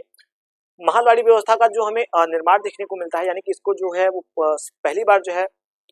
वो प्रतिपादित किया गया। तो एक हमें मैकेंजी नामक जो है वो कह सकते हैं कि ब्रिटिश अधिकारी जो है वो देखने को मिलते हैं, जिन्होंने इस पद्धति को जो है वो दक्षिण भारत में सबसे पहली बार जो है वो स्थापित किया था। तो इसका जो हमें समय देखने को मिलता है 1822 ईस्वी जो है वो देखने को मिलता है। मैकेंजी द्वारा जो है वो महालवाड़ी पद्धति को जो है वो लाया गया था। इस पद्धति के अंतर्गत यह व्यवस्था थी कि गांव का मुखिया जो था वो राजस्व को जो है वसूलता था, ना कि कोई जमींदार था वो वसूलता था। इसका एक ऐसा हमें सीधा सीधा वर्णन देखने को मिलता है कि जो महालवाड़ी व्यवस्था थी इसमें जो है वो गांव का मुखिया जो होता था वो जमीन से अपने गांव के लोगों से जो है कर को उगाता था, यानी कि आप देखेंगे कि गांव के लोगों से वो कर वसूलता था, वसूल के ले जाकर के जो है वह कह सकते हैं कि यहाँ पे जो है वह जमा करता था, वहां पे अदायगी किया करता था। तो हमें यह पद्धति जो है वह देखने को मिलती है। तो आप इसको जो है वह नोट कर लीजिएगा कि मुनरो द्वारा 1822 ईस्वी में यह पद्धति को जो है वह चालू किया गया। 1822 ईस्वी में यह पद्धति को जो है वह चालू कर गया। अब हम इसकी थोड़ी सी वर्णनों के बारे में समझेंगे। तो आप देखेंगे कि दक्षिण भारत में जो है सॉरी माफ कीजिएगा, दक्षिण भारत में जो है हमें सबसे पहले जो है वो महालवाड़ी व्यवस्था जो है वह देखने को मिल जाती है। उसके बाद अब हम देखेंगे कि रैयतवार के बारे में हम समझेंगे। तो रैयत शब्द से मतलब अर्थ हमारा ये है कि किसान से सीधे सीधे जो है वो संपर्क स्थापित करना। जो लोग होते यानी कि जो रैयत होते थे वो किसानी का कार्य किया करते थे, ऐसी वर्णन जो हमें देखने को मिल जाती है। तो हमने महालवाड़ी व्यवस्था के बारे में समझा कि महालवाड़ी व्यवस्था जो थी वह कह सकते हैं कि हमें ऐसी व्यवस्था जो देखने को मिलती है कि यहाँ पे जो है वो मुखिया होता था गाँव का, उसको जो है वह राजस्व को जो है वसूलने का जो है अधिकार धीरे धीरे जो है वह दे दिया जाता था। तो हमें ये पद्धति जो है वो यहाँ पे देखने को मिलती है। सॉरी माफ कीजिएगा, ये महालवाड़ी पद्धति अलग है और रैयतवाड़ी पद्धति हमें अलग देखने को मिलती है। सॉरी गलती से जो है वो मिस्टेक हो गया। तो हम जो है वो अब हम देखेंगे जो इसमें हमें व्यवस्था देखने को मिलती है, तीसरी व्यवस्था देखने को मिलती है वो है रैयतवाड़ी।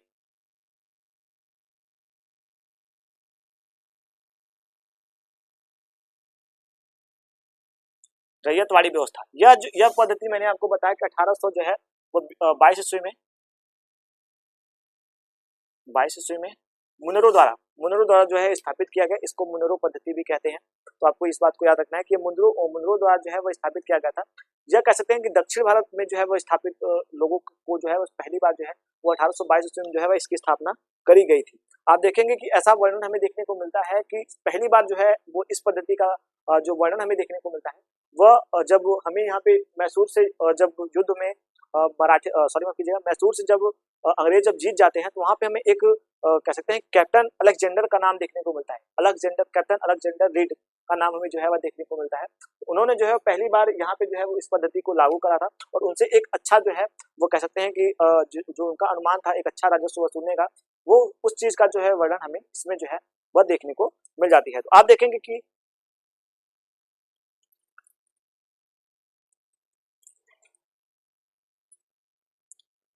सॉरी माफ कीजिएगा, यहाँ पे जो है हम दूसरी पद्धति को जो है पढ़ रहे थे, तो हम यहाँ पे जो है वो उसको पढ़ेंगे कि हमें जो है वो यहाँ पे क्या क्या नए नए विशेषताएं जो है वह देखने को मिल जाती है, तो उनके ऊपर जो है वह चर्चा करेंगे। सॉरी माफ कीजिएगा, थोड़ी सी जो है वो कह सकते हैं कि जो नए हमारे नए शासन व्यवस्था देखने को मिलते हैं, हमने उनके ऊपर चर्चा करी कि प्रेसिडेंसी का जो है निर्माण हुआ, और उसके बाद जो है हमने आर्थिक संकट के बारे में जो है वह समझने का जो है प्रयास किया, उन्होंने भूमि सुधार किस प्रकार से की। और अब हम देखेंगे कि 1772 ईस्वी में जो है मैंने खेती के बारे में आपको बताया, तो अब जो है वो हम आगे बढ़ेंगे, खेती के बारे में समझा, अब हम देखेंगे कि जो है हमें इनकी और व्यवस्थाएं क्या क्या देखने को मिलती हैं। अब हम देखेंगे कि जो इन्होंने न्याय व्यवस्था में सुधार किए थे, तो हम इनके जो नए शासन व्यवस्था में सुधार देखने को मिलते हैं, हम उनके ऊपर जो है वह चर्चा करेंगे।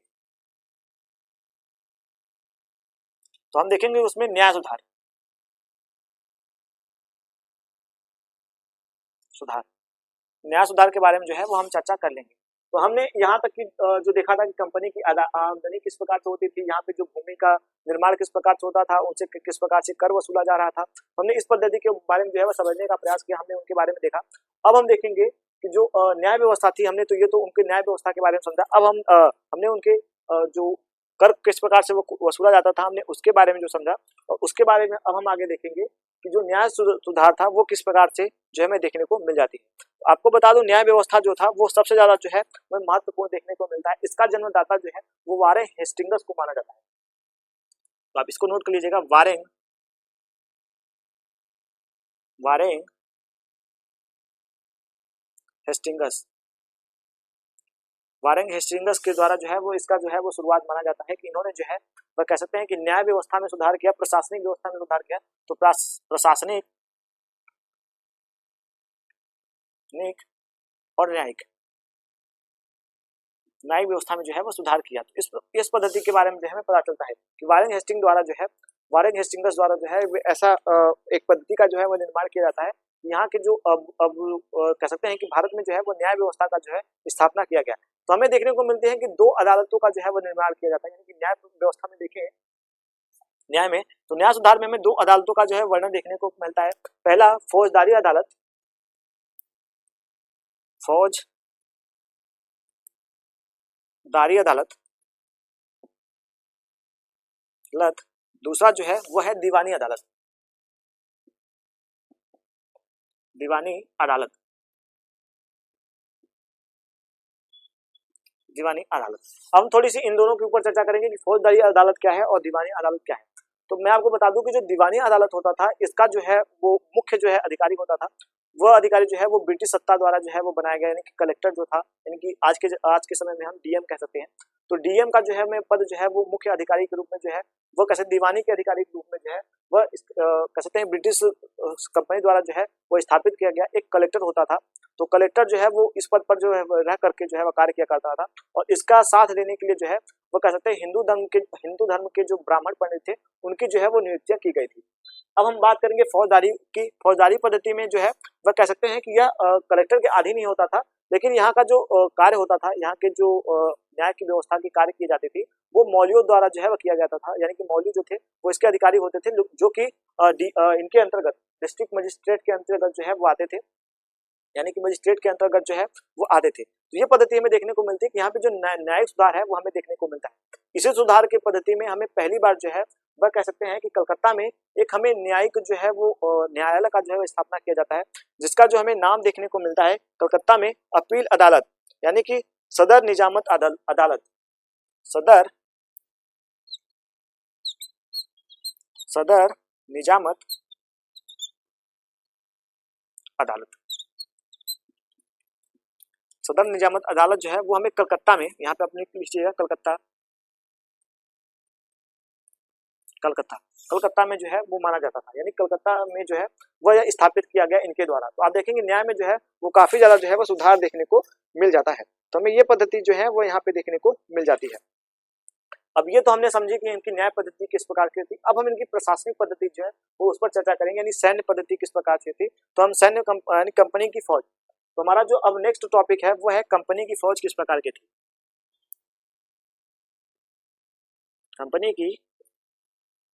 फौज कंपनी की फौज किस प्रकार से थी, हम इसके ऊपर जो है वह चर्चा करेंगे कि कंपनी का जो हमें फौज था उसका निर्माण कैसे, यानी कि सैनिक जो था वो किस प्रकार का था। इनको किसी भी राज्य पे स्थापित करने के लिए, राज्य को अपने स्थापित करने के लिए सैनिकों की जो है वो बहुत बड़ी आवश्यकता जो है वो होती थी। तो सैनिकों का जो है वो वर्णन किस प्रकार से हमें देखने को मिलता है। तो आप देखेंगे कि जो मुगल पद्धति है वो ही हमें अगर हम मुगल पद्धति की बात करें, मुगल सैनिक पद्धति की बात करें, तो उसमें हमें घुड़सवार देखने को मिलते हैं, तीरंदाज देखने को मिलते हैं, और कह सकते हैं पैदल देखने को मिलते हैं, रथरोही देखने को मिलते हैं, हाथी पर सवार देखने को मिलते हैं। तो ये जो पद्धतियां हैं वो मुगल सैनिकों की हमें देखने को मिलती है। लेकिन यहाँ पे जब इनके पास बंदूकें आई, एक हमें वर्णन देखने को मिलता है बंदूक, जिसको हम आर्मी कहते हैं, यानी कि ब्रिटिश जो सेना का हमें प्रमुख जो है वो हथियार देखने को मिलता है, वो बंदूक देखने को मिलता है, जिसमें हम देखेंगे कि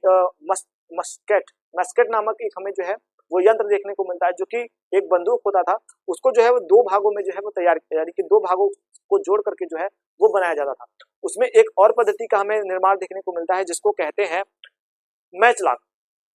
मैचलॉक का ऐसा वर्णन होता था जैसे कि एक माचिस होता था, उसमें जो है वो कह सकते हैं कि उनमें चिंगारी, गोली में चिंगारी लगने के लिए जो है वो एक तरीके की माचिस की तरह ही एक कह सकते हैं कि पदार्थ होता था, जिसका प्रयोग किया जाता था, उसमें डाल करके जो है वो चलाया जाता था। तो जो है वो चिंगारी उसमें से उत्पन्न होती थी, वो गोली को करंट देती थी, चिंगारी देती थी, तो गोली जो है वो आगे निकलती थी। तो ये पद्धति जो है हमें यहाँ पे देखने को मिलती है कि इन्होंने बंदूकों का जो है वो निर्माण कर लिया था, और बंदूकों की जो है वो शैली हमें यहाँ पे देखने को मिल जाती है। तो आप देखेंगे फौज का जो है वो निर्माण कुछ इस प्रकार से कर रहे हैं लोग, कि मैच का जो है प्रयोग कर रहे हैं, बंदूकों का प्रयोग कर रहे हैं यहाँ पे। और जो पैदल सेना है वो कह सकते हैं कि घोड़े वाले सैनिकों से ज्यादा जो है वो प्रभावशाली थी, क्योंकि वो एक जगह पे बैठ करके जो है वो सीधे सीधे निशान लगा करके किसी भी दूर के सैनिकों को जो है वो शूट कर सकते थे। तोपों का तो प्रयोग मुगल भी करते थे, लेकिन मुगलों का जो तोप था उसका जो दिशा था वो हमें सीधा नहीं देखने को मिलता। अगर मान लीजिए किसी एक जगह को उड़ाना है तो वहां पे करीब 5-6 गोले जो है दागने पड़ते थे, तब जाकर वो जगह जो था वो उड़ता था। ये कोई पद्धति हमें यहाँ पे जो है वह देखने को मिल जाती है। तो हमें ये पद्धति जो है मुगल सेना से इनकी थोड़ी सी भिन्न देखने को मिलती है कि इन्होंने बंदूकों का जो है वो प्रयोग करना जो है वो प्रारंभ कर लिया। तो अब हमने इनमें देखा, अब हम देखेंगे कि इन्होंने जो है वह कह सकते हैं कि 19वीं सदी में जो है वो सिपाहियों को एक अलग से जो है प्रशिक्षण जो है वह देना प्रारंभ किया। सिपाहियों को एक अलग प्रशिक्षण जो है वह देना प्रारंभ किया। इनको जो है वो अलग अलग पद्धतियों से जो है वो नवाजा गया, यानी कि इनको